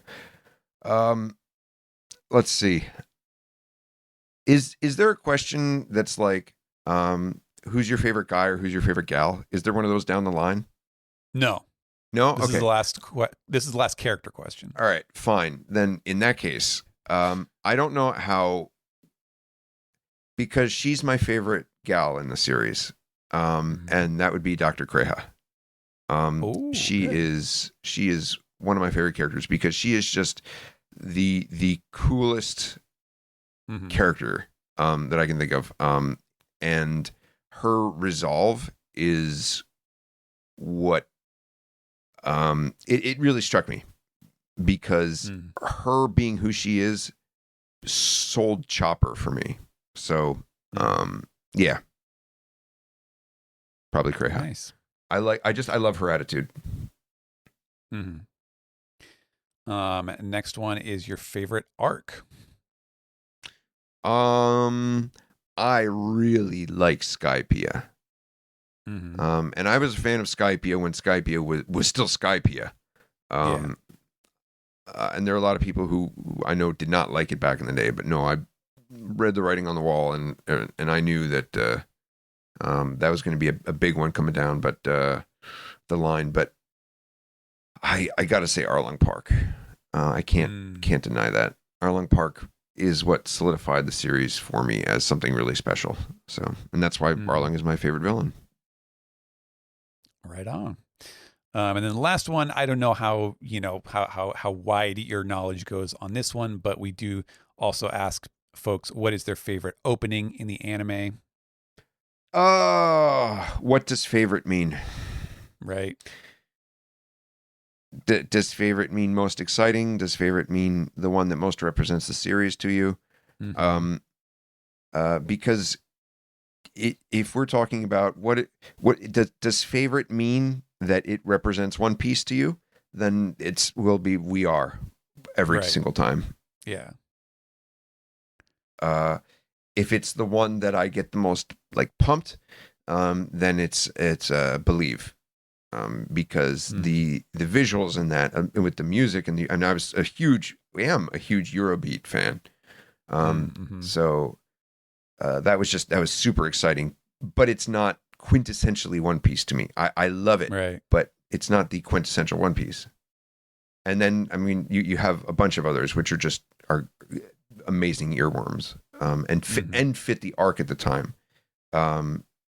Such as the Impel Down theme, just amazing theme that fits the arc perfectly at the time. Really well done. Right on. Yeah, those are our the Kazeo inside the Sagashite. actors. Yeah, the inside the actors studio questions that we give everybody. Cool. We will move on to S&P. Says, hey, Stephen, Greg, and Simba. What do you guys I know who think? SMP is now. I remember them from the you chat. do? Okay. Yeah. Okay, yeah. cool. Yes, I think a frequent questionnaire. What do you guys think about the idea that ancient weapons have multiple parts? Maybe you have heard or theorized about this before. Take Poseidon as an example. So Shirahoshi being the sovereign / controller, and then the Sea Kings, Coyote being the beast of burden, and whatever the role of Noah is as the vessel. The same could be said for Pluton, perhaps Momonosuke being the only one who can give Zunisha an order. So Zunisha and Pluton. What if it is somewhat the same for Uranus, Loki, or whatever animal it is, or it could actually just be Loki after this huge dragon transformation, and Uranus, the one who destroyed Lelucia?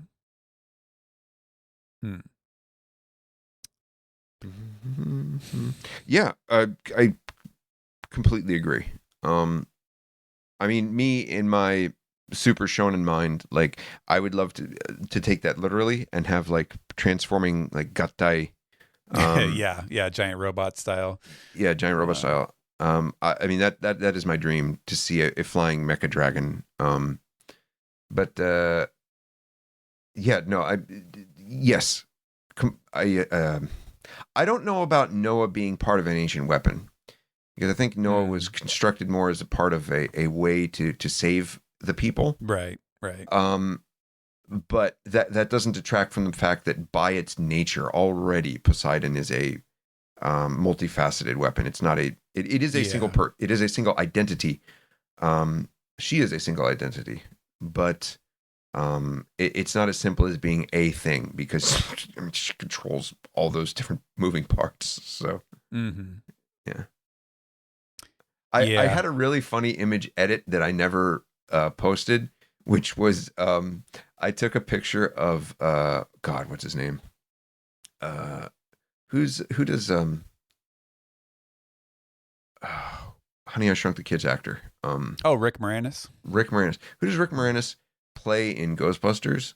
I can't remember his name. Oh yeah, I don't remember. I'm not like as super into Ghostbusters to know all the side characters' names, but yeah, he's the little dweeb guy. Yeah, and him and Dana Spangler, like just after they made out on top of the building. Mm. And I put Shirahoshi on Sigourney Weaver and Loki on his head, just like chapter 1230 or something. And Uh-huh. I am the gatekeeper. I am the keymaster. Yeah. Wow. Interesting. Yeah, I don't know. Yeah, I don't know if Loki being connected to Uranus, where because it seems like obviously if and Vegapunk seemed to think the same thing. If whatever they used to destroy Lucia is Uranus, and that's the third ancient weapon. It seems like it's pretty much fully functional already. So I don't know where Loki would necessarily fit into that, but um, it's interesting. What if? What if? And I just had this thought, so that means it's not fact checked at all. But what if Nidhogg was the ancient weapon, and this mecha dragon that I've been going about the entire time, like, what if that was designed and built after Loki? Like he was designed to be the mecha Loki. Ooh. So what if it is the ancient? Like, what if that was the ancient weapon, but it was based on the quote unquote actual ancient weapon? Wow. That's cool. That would I'm into make that. the whole cloud thing like it's still like aerial, right? Mm-hmm. Yeah. Yeah. Yeah, that's true. Very curious. God, I want to see a fucking dragon mech in this series so bad. Yeah. Well, however many more years, 5 more years. It's got to happen. Our next one comes from Reversey Headback, who says, "What's a One Piece fact that you could swear is true but have no way to verify? For instance, I distinctly remember that in Law's first appearance, his knuckle tats read DETH before pretty quickly being corrected, but I've never been able to find proof of this." What was it? He ended up. I think no, there was something. There was something about his knuckles. I have this documented. I think even somewhere maybe in your mistakes I section. don't think it's in there. I don't think I made it up to that point, unless I did. But or did I? I don't. I could check that right now, actually. But no, there was something about his knuckles. It was like it was spelled wrong, and I think in order to spell it correctly, they needed to extend it to like his thumb or something. DEATH. Yeah. No, I don't know if it was specifically like DETH. It might have been completely, but like I remember that there was something that was spelled wrong, incorrectly, and they had to expand it by bringing it out to his like thumb knuckle or something like that. I'm pretty sure that's a thing. No, I know it was a thing. I just don't know if that was the exact spelling or not. I remember that because that was a big deal back then. Arlen Park, if you probably go back to the history there. Yeah, you might be able to find a post. Let's see, what chapter do I go up to? I go up to chapter 551. I think that's in there. Sengoku's hands fulfill Inazuma. Inazuma's scar is missing. So that would be impel down stuff. So yeah, I guess. Because it would have been Sabaody they're talking about, right? Unless it was like right after he reappeared in the spotted patterns Sarcasm. on Law's pants are missing. Claws, Moria's toe claws are missing. Chapter 504. Law's finger tattoos are missing. Law's fingers tattoo. Chapter 504. Law's finger tattoos are missing, and so is the large tattoo on his right hand. The tassels are also clearly missing from the scabbard of his sword. Jesus Christ, Greg. The This is what he giant used to do for fun. law mark is missing from the back of Beppo's jacket. That's another law mark. No, those are all the ones I have. Okay, so we had missing tats, but not. But those are ones that are from the volumes. Right. I did not initially log what was wrong in the comic and then in the volume. I only looked at the volumes and what was wrong in the volumes. So these are all mistakes that are still in the series. So yes, I do think that was a thing that happened. Yeah. I remember there being it was a big deal. If you go to Arlen Park, it's in the history there somewhere. I guarantee you. Yeah, I wish I had. Like, I'm sure there's something that I know or have experienced or noted at some point that would fit this category. But I wish I could like actually think of something off the top of my head. But I don't know if I can do any better than that. So. We'll move to. I can't think of anything. Yeah, and as far as from myself, like if I have one, no, I do not have one because basically that's me talking about One Piece every single day, as I just did earlier. Oh yeah, they didn't flip him. He was just flipped on the. Oh, Greg, you're completely fucking wrong. Oh, I'm sorry. Zach S says, Steven, they are making you write haiku and akane banashi now. Good job. Can you talk about that process? It was funny. I got a couple comments about this because there was a chapter, just a random chapter of Akane where a character in a glib frame of mind decides to quote a little haiku on the spot, and that surprised me because like I feel like every single time there is a haiku in a manga or if there's something similar along those lines, like there were definitely scenes in Wano when Oda was doing the like sort of like the wrap up stuff or the things that were kind of based on like not barkers but like poets that were kind of like Tanka style, where it's not necessarily 575 but it's like 775 713 and or whatever, and I remember I did all of those. Like I made sure that the syllable counts fit that rhythm too. So this is actually something that like anytime that comes up I always am like boom right on the dot. And I think just maybe people don't generally notice it or remark on it unless they mention in the chapter that like, oh, this is a haiku. But I always do that. And yeah, I don't find it that hard. I think it's just, you just kind of play around with a few different structures and make sure like, okay, I can do this. I just need a, 2-syllable word to round out this line. And if the one that I really want is a 3, then I have to tweak the rest of it and just kind of make it all work. It's pretty fun. I enjoy living up to the the haiku requirements there. It's a fun little puzzle to solve. Are there any haiku in Dai Adventures of Dai? I'd fucking die, man. I would collapse. The worst thing is just those scenes which, I mean, good for you. The Oda avoids is where they copy paste old scenes, and preserve the dialogue. So like when you're writing it out, like your editor doesn't just go like, oh, this is the scene from here. You have to provide where each of those scenes were. And there was one of those fucking like, let's impress the reader with all of these memories where they just copy pasted everything across a page from like the entire series so far, and it's just like. That is the worst. Yeah, so that was an exorbitant amount of time spent on that. But nothing flowery. If there has been, in terms of like chapter titles and things, nothing that has caught my radar. I am not Googling single thing that I come across. That is not to say that I'm trying to avoid it. I am working with super Dai fans, and they've been incredible. They know all this stuff. So they always let me know if there's something that I'm missing that's an allusion to this or that. But yeah, nothing. I mean, again, 90s shonen anime. Bad guy bad, beat bad guy, hit big. Mm-hmm. Yeah.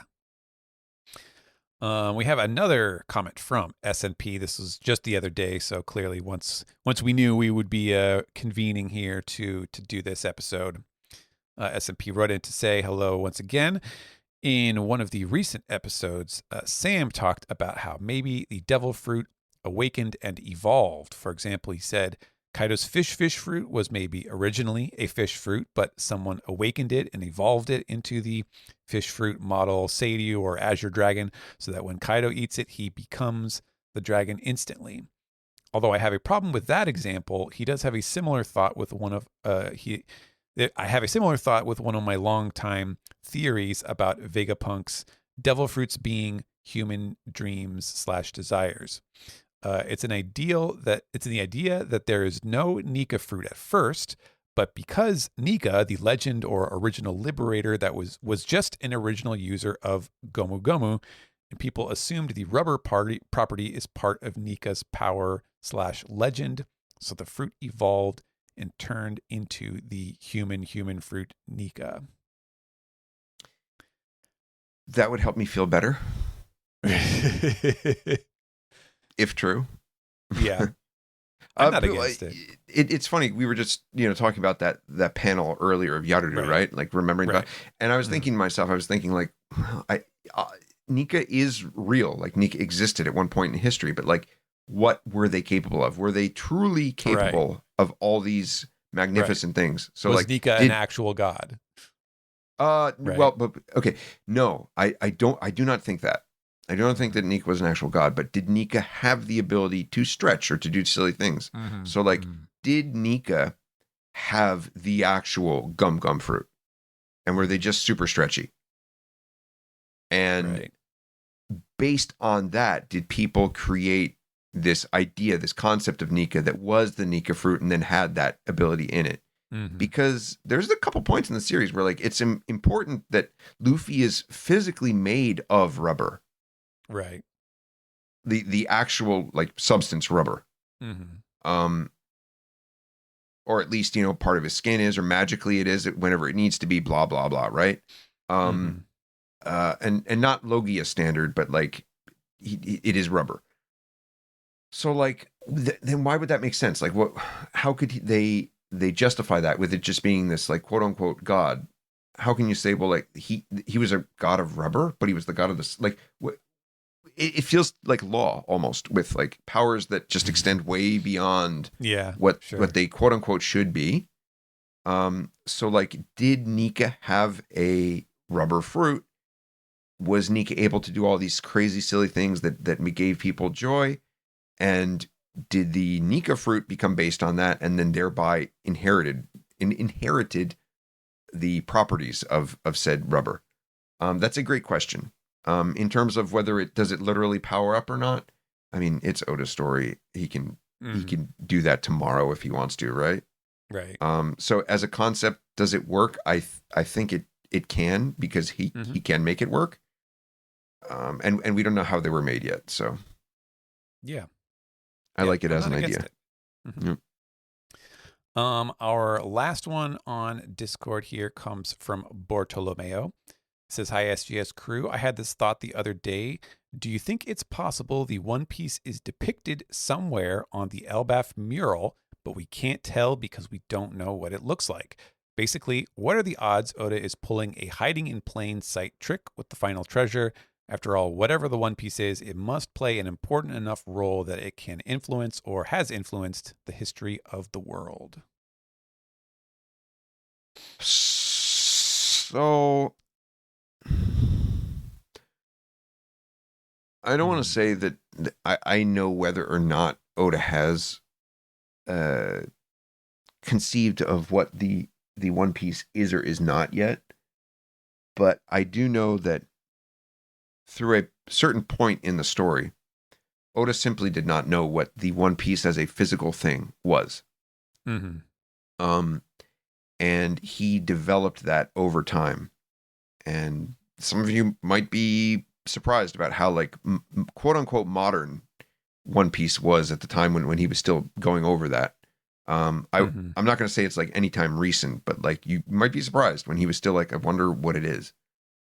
Uh, so with the drums of liberation, uh, unless Oda says this in an interview, I have no reason to believe that during Skypiea, the tone to tone tone to tone like that Right. rhythm, I have Right. no reason to believe that that was drums of liberation whatsoever. Mm-hmm. Did he go back? Was he rereading Skypiea as Mm-hmm. he often goes back? This the series is or was on his desk, and he has all these little notes in it, right?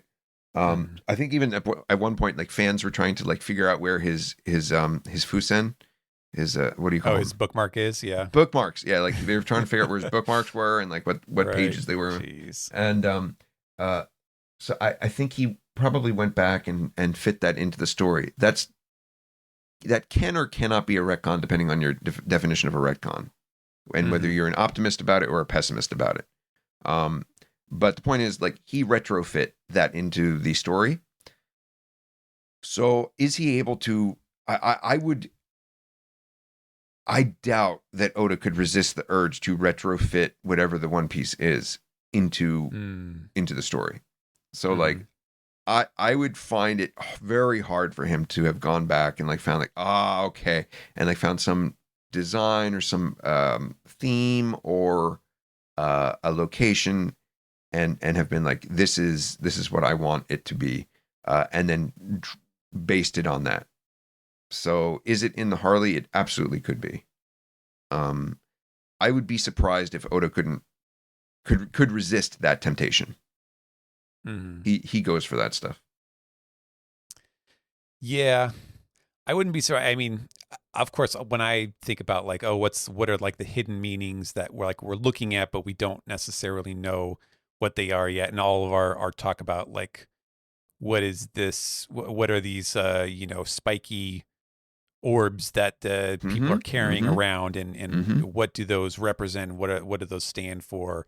Yep. And it could be a thing where like, yeah, maybe the One Piece isn't like if that's like analogous to devil fruit powers, um that wouldn't be like, oh, that's what the One Piece was, but maybe some aspect of it does tie into, so it's not like literally in the mural, but you can see exactly where the mural kind of interfaces with what we learn about the One Piece. I could see something like that, although I have a hard time imagining like you look at it and then it's like, oh my god, I didn't see there's a little treasure chest like hiding behind this one guy. I don't necessarily think we'll see anything like that, um I totally agree with your points about his the ways that he can coalesce the story together, by drawing on his past stuff. Well, look at his X. Look at the X and the O in One Piece that he always does on his signatures. I mean, Mm-hmm. that's he's telling us where the One Piece is. I mean, that's the red line, grand line. X is the Mm-hmm. world, and that's where it is. So, I mean, in terms of like, he is drawing that symbolism. So, has he drawn the One Piece in some way, in some form that we could? I would have to say that I think he has, but whether he intended it to be that at the point or whether he's retrofitting it in, um, well, you know what? Who YouTubers are gonna do whatever YouTubers do. So yeah, Goda. He had it concocted the whole time, guys. Yes, Goda. He Yeah. had it all planned out. Yeah. Yep. All right, so that's all for our Patreon questions on Discord. But even if you are not a subscriber on Patreon, you could still use. I will check on Blue Sky and on Twitter, the site formerly known as Twitter, with the hashtag SGS Sensei, all one word.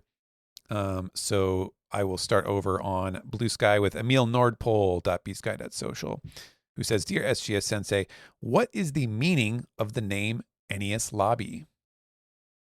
I wonder if he asked this because I brought up a couple weeks ago like some of the debates that happened on the forum Arlong Park back when Water 7 was still happening, and we didn't even know how Enies Lobby was spelled yet. And I was talking about that. So I wonder if this is related to that. Well, it's I mean, this is something that we did discuss back in the day, but I mean, the answer is quite obvious in that it is the Nintendo Entertainment System. Exactly. Thank you. Yes. Yeah. So Yeah. glad we could answer that. Right. Yeah. And the lobby is like the, when you go to the dentist and they have the NES set up in the lobby for you to play before your appointment. Yeah, no, I have no idea. I do not have a good answer. No, that's a really good point. It'd be funny, the second I heard the question, I was flashing back to those discussions about like, well, it means this Greek thing or that like Greek term. Exactly. Yep. Yeah. Yep. Yeah, still no idea. I wonder if it's going it you know what? It would probably be some like Oxloid bell, right? Oxloid. I forget what the thing. Yeah, the one from the time skip. Yeah, he has an idea about like this thing that occurred in the past, and maybe it was the name of the old island that was there, and maybe Ennius is like, I mean, like lobby meaning entryway, right? Like because it is a hole, like maybe it is. That's a good point. Yeah, lobby being the entryway to the world government or whatever. Yeah, whatever they called the area behind the gate. Yeah, I was also going to say like maybe because of the hole, maybe it's the entrance to the center of the earth, or like like, but basically it seems very clear that it was an island at one point that was destroyed, right? Yeah, similar to Lulusia. Yeah. Yes, yeah. I mean he definitely brought that very much up to the forefront when the whole speech was going on, Vegapunk's speech about the sea levels and stuff like that. Yeah. So yeah. And maybe it was like that was the entrance to this land, Ennius at one point or something. Right. Like that. But yeah, I mean that would be awesome to learn something like that in the future. Yep. Ice Fisher Tenacity, Ice Fisher 10 says, hello, during a reread of Elbaf, the line from Loki on the last page of 1143 telling Hyrodin to look at the woods had me a bit confused. I honestly do not know if Japan uses the idiom to miss the forest for the trees, but is it possible that's what Oda was referencing? With hindsight, we know that Hyrodin didn't have the whole story, so at that moment it feels to me like Loki was trying to get him to see the forest through the trees.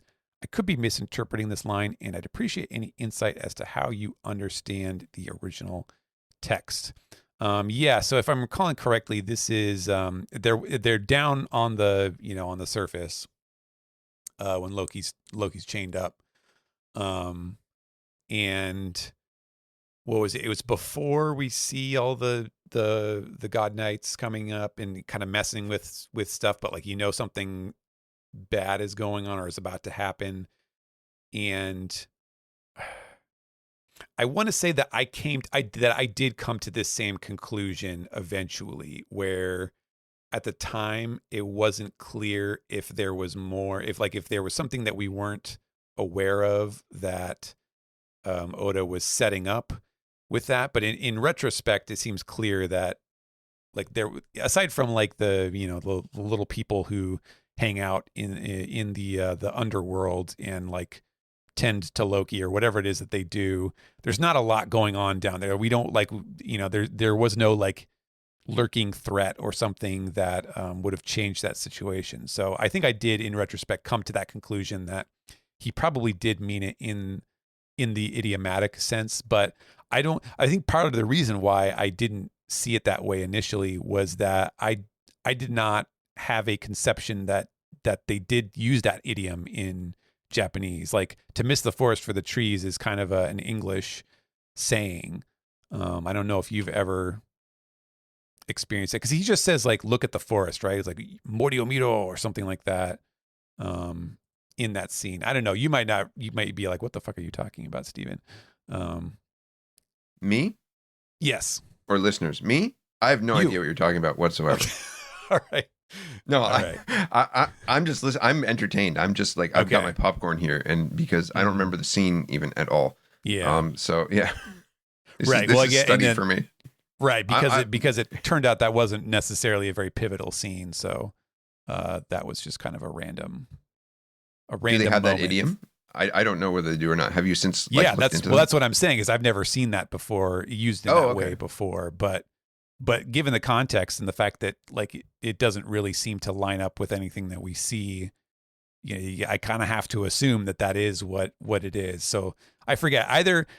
I don't remember which volume that might have been in. So I want to say that either I did adjust it or I kind of like highlighted it as something to take a look at when I get to it again. So we'll see if that changes when the English volume comes out.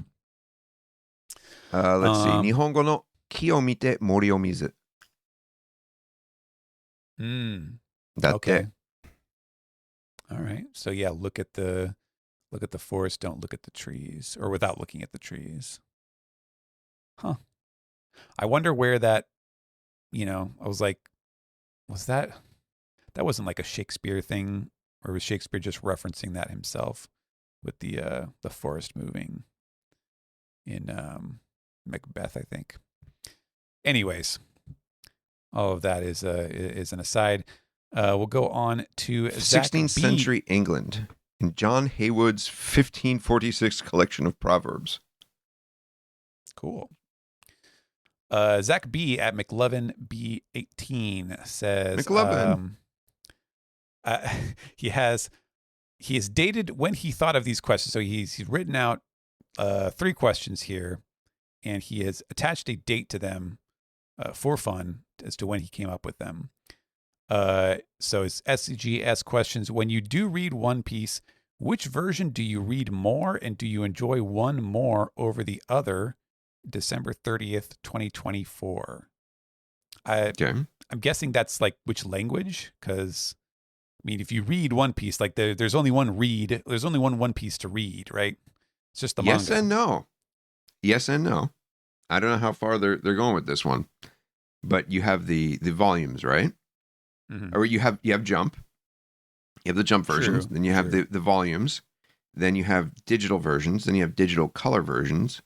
And then you have the Solshuheng, the omnibus giant jump size logs, which have not come out in the past, like, I don't know, maybe 7 years or so now. Yeah, that's but you do technically, I don't know how like glasses push we're going for here.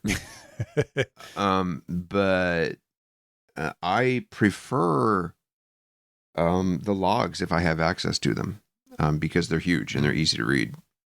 And they're jump sized, so you usually don't miss anything. The volume versions are very cut, in addition to the jump editions.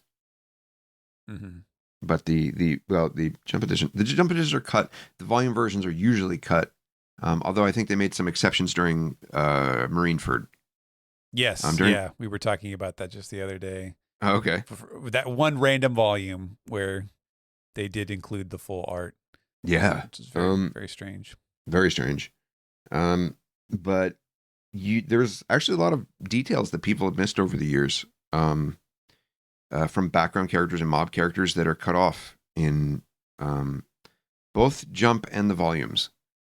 At one point, I actually had a breakdown of like what the most complete version of it was to read, and I believe it was the logs were the most complete. Like you could see the most of Oda's original picture in the logs. Yeah. But that's usually my preferred version.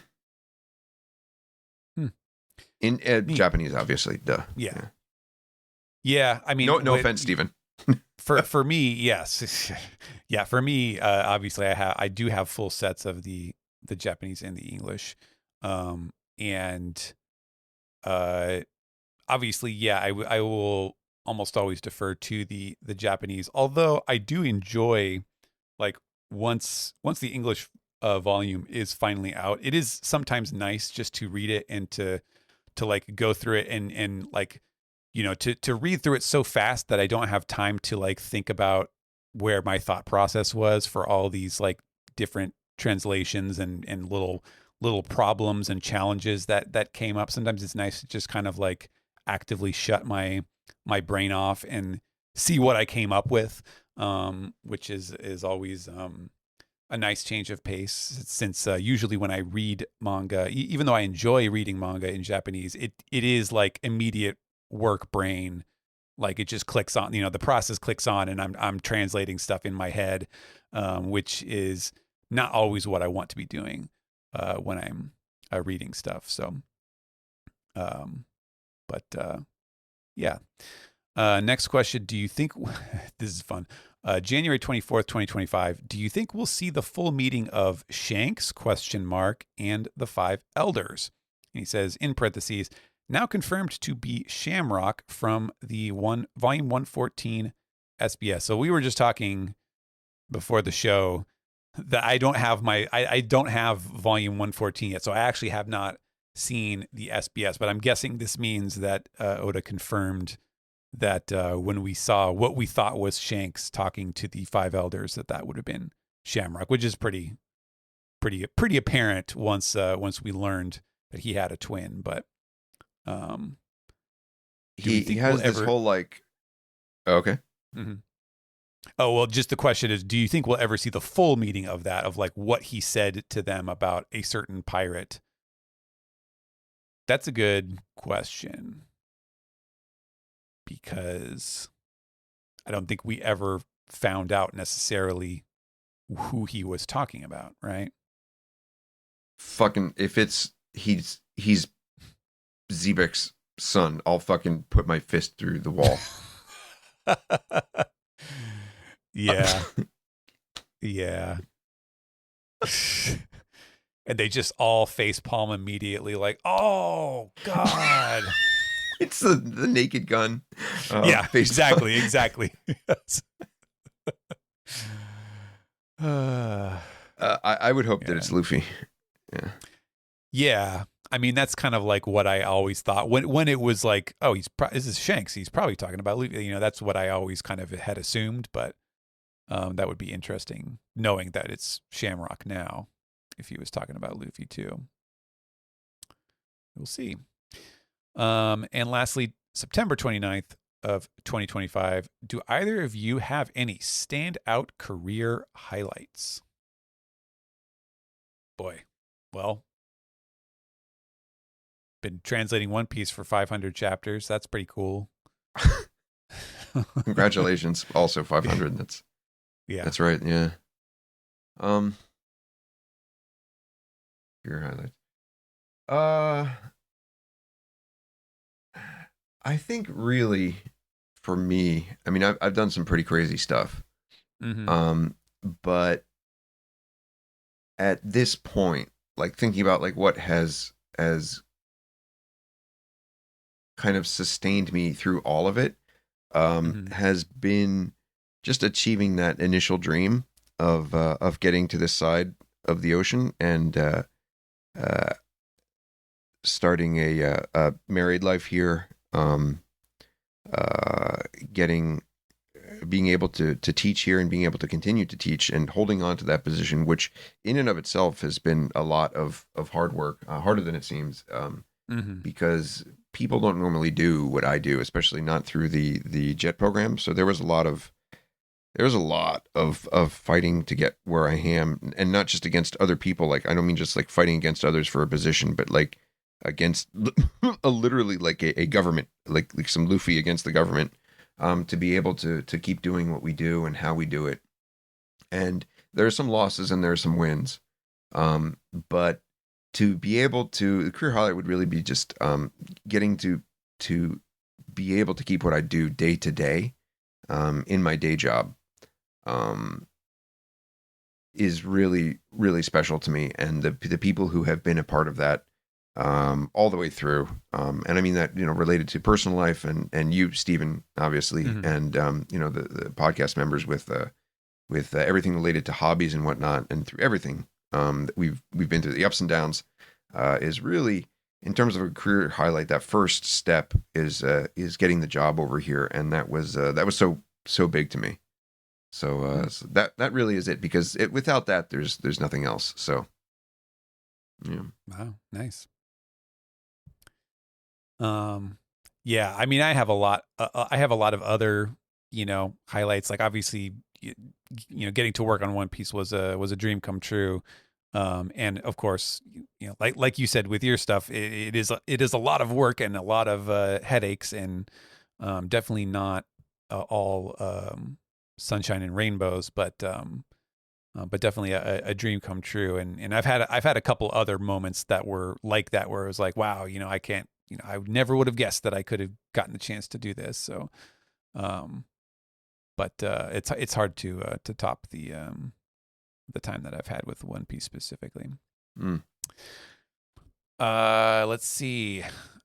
Nacho at Teal You Feel It. Beast Guide at Social. Has a question. Hi guys, this is from today, so this is recent. Hi Ooh. guys, I wanted to know, what do you think Oda's hiding with the capture of Loki? Did he learn that Rocks had a son? Was Shanks hiding him from Blackbeard? On that note, I think the Lola affair fits Rodo silhouette and personality better than him. Thank you. I'm not really sure how to parse this. Okay, so I got the second part. I think I don't know if you got it, but like the intimation is that, like, is he suggesting that maybe it was Rodo who went to see, like Rodo dressed up as Loki, or like was taking Loki's persona and went in place, or is it just like a pithy comment that, like, yeah, I think it fits. If we're talking like in terms of like personality, first, I don't know if it was just like a funny comment or not, but because I take everything seriously, I'll try to do it. But if it was Roldo who was going there, trying to be Loki, then in terms of the type or what he fits, I honestly feel that Shirahoshi fits Loki's type. I think that Loki does, because of my whole idea for I think we discussed this last time, was his whole, like, he probably has this like Bishoujo kind of ideal behind him, even though he looks like this cruel, horrible thing. I think he might like really Bishoujo looking like ladies. So I don't know if I don't know, like, I get where he's coming from, but okay, go ahead. I was going to say, Nacho included in this post the picture of when I guess it was Chiffon was describing the betrothal with Loki. So there's the silhouette of Loki, given the little present to Lola, little flower or something. Yeah, but it's obviously, and it's one of those things of like, okay, well, obviously, don't expect Oda to do like super accurate silhouettes way before a character appears, because that's just kind of his style. But he kind of looks sort of brute, like he kind of looks kind of stumpy and wide and kind of goofy a little bit, and not like cool in that sense. So maybe that's what this what Nacho is saying, is that the it seems to fit Rodo's whole deal better as like, yeah.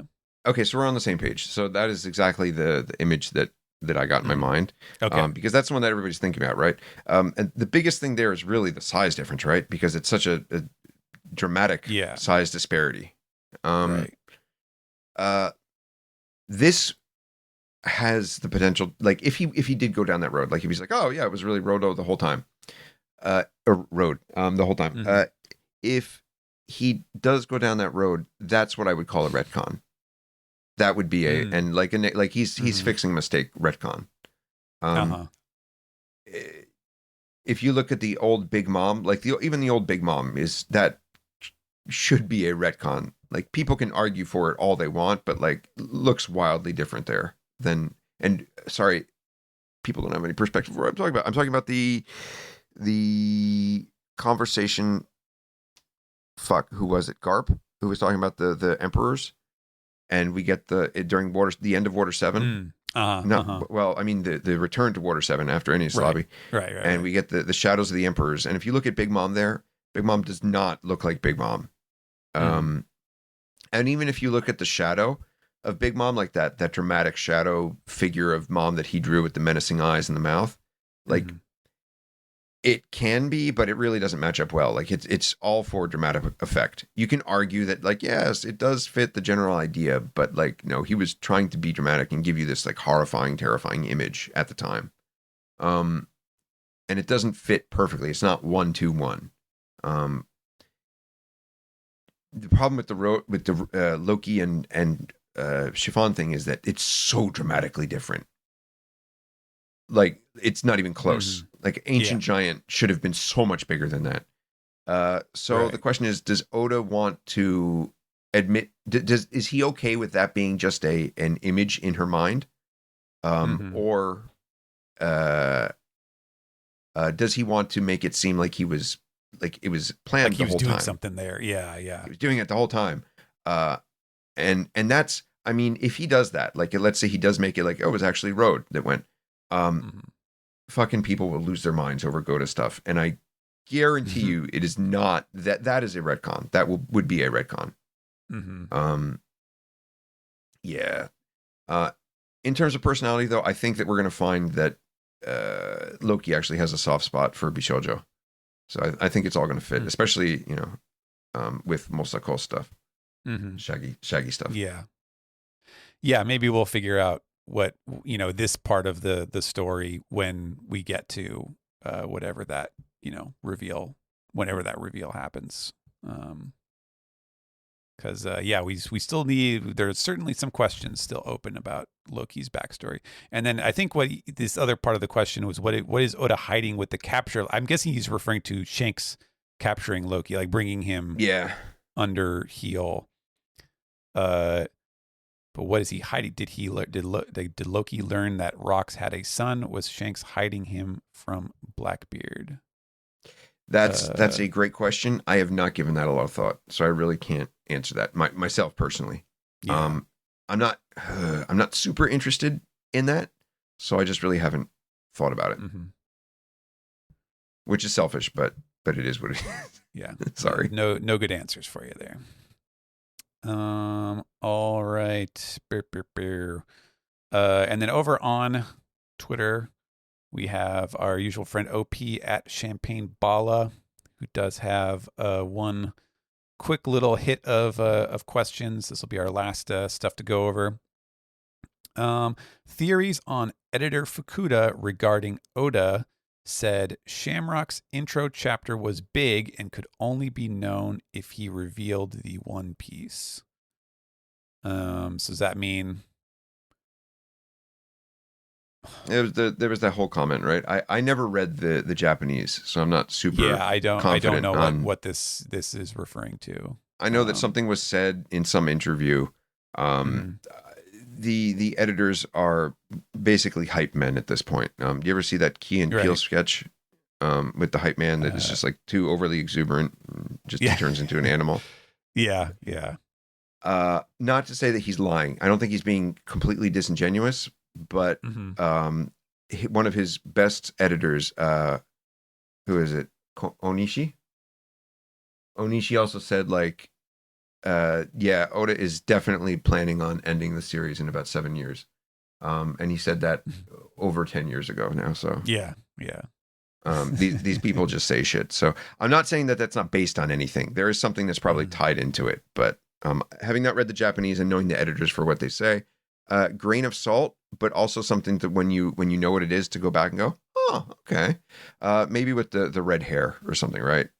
Maybe with the hair of the children, or like being born twins, etc. Like does twins and twin power, does it come back to that? Like, is this, why is the hair this way? Why is that? Maybe something with that. Okay, the next one, and I know we definitely talked about this before. Who do you think the four gods introed regarding the moose sacrifice? So this would be in the flashback of Skypiea. Yep. Where, what was it? It was the god of the rain and the god of the. Did they say? I think there was a god of the sun, because that's why people keep asking about it. But then god of the river, maybe, and god of the forest, something like that. I forget what the the four exact things are, but I'm not sure what more to say. Like if this is going to be something that he's going to work into a into back into the story somehow or not. I don't know. It certainly does not seem to me like anything that he was planning for later, because like at the time that he wrote that, because like the idea of a civilization worshiping gods, especially the story that he was telling, which is that they were worshiping these gods that were forsaking them, and turning to human sacrifice in order to try to solve their problems. Like that's a very that's a very real world. There's plenty of examples of stuff like that happening in human history. So I don't necessarily see that as something, unless he does retcon it into his backstory. But I don't know if you have anything to add to that. I don't really, because even that whole section, like I'm not sure how much he was planning to tie in or not when he wrote that. Like the whole sun god thing, I think probably, I mean, that's he has had sun be a common theme, but like as far as attributing each and every one of those to something, he can actually absolutely bring it in if he wants to, and it's all down to if he wants to or not. Otherwise they just might have been ideas or theories, or like the fire fruit user, or the this user or that user at the time. Probably not the cocaine user. Let's hope not. Is Roger's egg an eagle? In parentheses, Norse myth. So I don't know what which Norse myth this would be. Wasn't it the eagle that looks out for the Ragnarok? I think there's an eagle that looks out for Ragnarok or something like that. And isn't there like another smaller eagle that sits on its beak or something like that? It's it's really cool. I love Norse mythology, but yeah, something like that. Sure. I mean, I don't want to say no to anything about what the egg could be, because my whole thing has always been, is it a dragon? Is it one of the original dragons? But it could be that. I don't want to say no. Yeah, I was not familiar with an eagle in Norse myth. Although I did like, and I recognized exactly what he was doing with what was it when they're in the Lego set, and you get the like the animals that are named after the Roto's pets basically, and he has the one raven that he called, what was it, there's Hugin and then there's Munin. Oh, the yeah, they're the two. Yeah, that Odin uses. They're like his familiars that they hover around, and they do stuff for him. And then he combined the names into one name, and that was just kind of like he tossed that off as like the name of the one raven that works for Roto. And like I thought that was fun and clever, but I'm not really familiar with an eagle. I'll have to go look that up. Yeah, I think it's cute. I think there's one that like there's it's like there's a giant eagle and then a little mini eagle that like sits on her, something like that. Maybe I'm mixing two, but the last one here is the Emerald City in Laugh Tale. It would line up with the Wizard of Oz. Man, people are really on this Emerald City thing. Is that have they been talking about that recently? Oh my god, I don't know about recently, but ever since I can remember, Arlong Park forums, even everybody was on the Emerald City, like the Emerald City arc, and like there was a massive. Yeah. This is the danger of like making up fun side details, is that everybody wants to know. At this point, Oda's trying to bring in everything that he's made in some form or another, right? So I'm sure there's some city we'll see at some point in the world where everything is green. Emerald. I mean, you could even make it like Emerald City is like it's a moss covered city, right? Like when they drain this place or they go to this place, like it's all covered in like seaweed, and therefore it's green, right? So I mean, it can be anything that he wants. Yeah. Which scene was that? Was that from like Jaya or something? That was from Mocktown, and they're talking about like you believe in Sorajima, you believe in the Emerald City. That's bullshit. Yeah. Yeah. So knowing those guys, obviously, whatever it is real, but who knows if we'll ever see anything like it.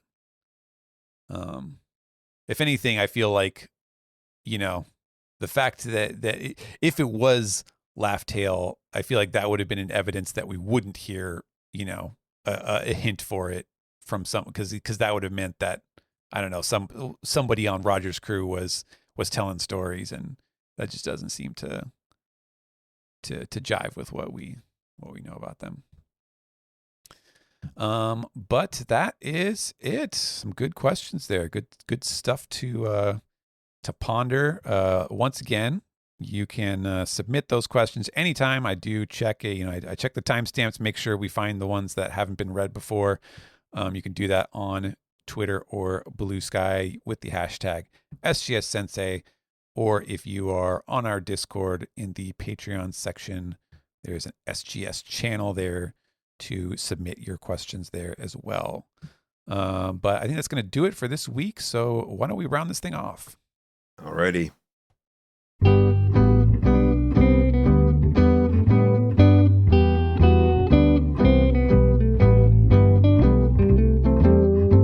Well, it has been another wonderful and enlightening episode of the SGS. And as always, would not be possible without you, Greg. Thanks for coming by. Thanks for having me. It's always a blast. Yes. And this is normally the part I'm going to cut you a break here, because I know this is your least favorite part of the show. And I will say, if folks want to find out what Greg is talking about recently, go follow him on Twitter, on X, at Ochimusha108. I know you have been weighing in on a lot of commentary about latest manga stuff and some of the questions people had about the Netflix series and so on. So I figured out the algorithm. There's actually a secret to it, and it is: don't tell anybody just anything that matters. Just don't tweet. Just quote retweet what shows up in your feed. Literally did that, and 15,000 likes. And then 11,000, and then it was just like, you've gotten a million interactions in a week, and it was just like, holy fuck. So like, yeah, that's all I had to do all these years was just quote retweet. Okay, all right. and all I had to do was talk about how sexy Hancock is. That's all, and I guess that's the secret to it. Nice. I mean, many people have done just that. As for me, I am over on Blue Sky at stephenpaul.bsky.social. And I think as I hinted at earlier, I've got some real fun stuff. Usually I just talk about, what the latest Shonen Jump, simulpub stuff is that's coming up that I worked on. But I do have some other cool stuff in the works that I am excited to talk about once it's either announced or it's a little closer to release. So definitely had my nose to the grindstone on a variety of projects lately, which has been fun getting to do some different stuff. As for the podcast itself, you can check out our site, onepiecepodcast.com. Follow us on social media. Our Twitter is semi-inactive, but every now and then we will retweet something important. Blue Sky at onepiecepodcast.com, where we share the latest news, DL posts, character anniversaries and events and such. We are on YouTube, Apple Podcasts, Spotify, wherever you find your podcasts. One Piece Podcast, of course. You can no longer call us at 347-497-MAJI. Call no time. Does not work anymore. But I'm going to say it just for fun. And I think that'll be it for us for a couple weeks at least. We'll see when the next break happens, if we're able to get together again. Although we do have a new volume, so there might be an SBS coverage instead. We'll see. Just kind of depends on how things shake out. But for now, my name is Steven. And I'm Greg. And we'll see you next time. Somebody's been meowing up a storm over here. Yeah. A little psychic mower.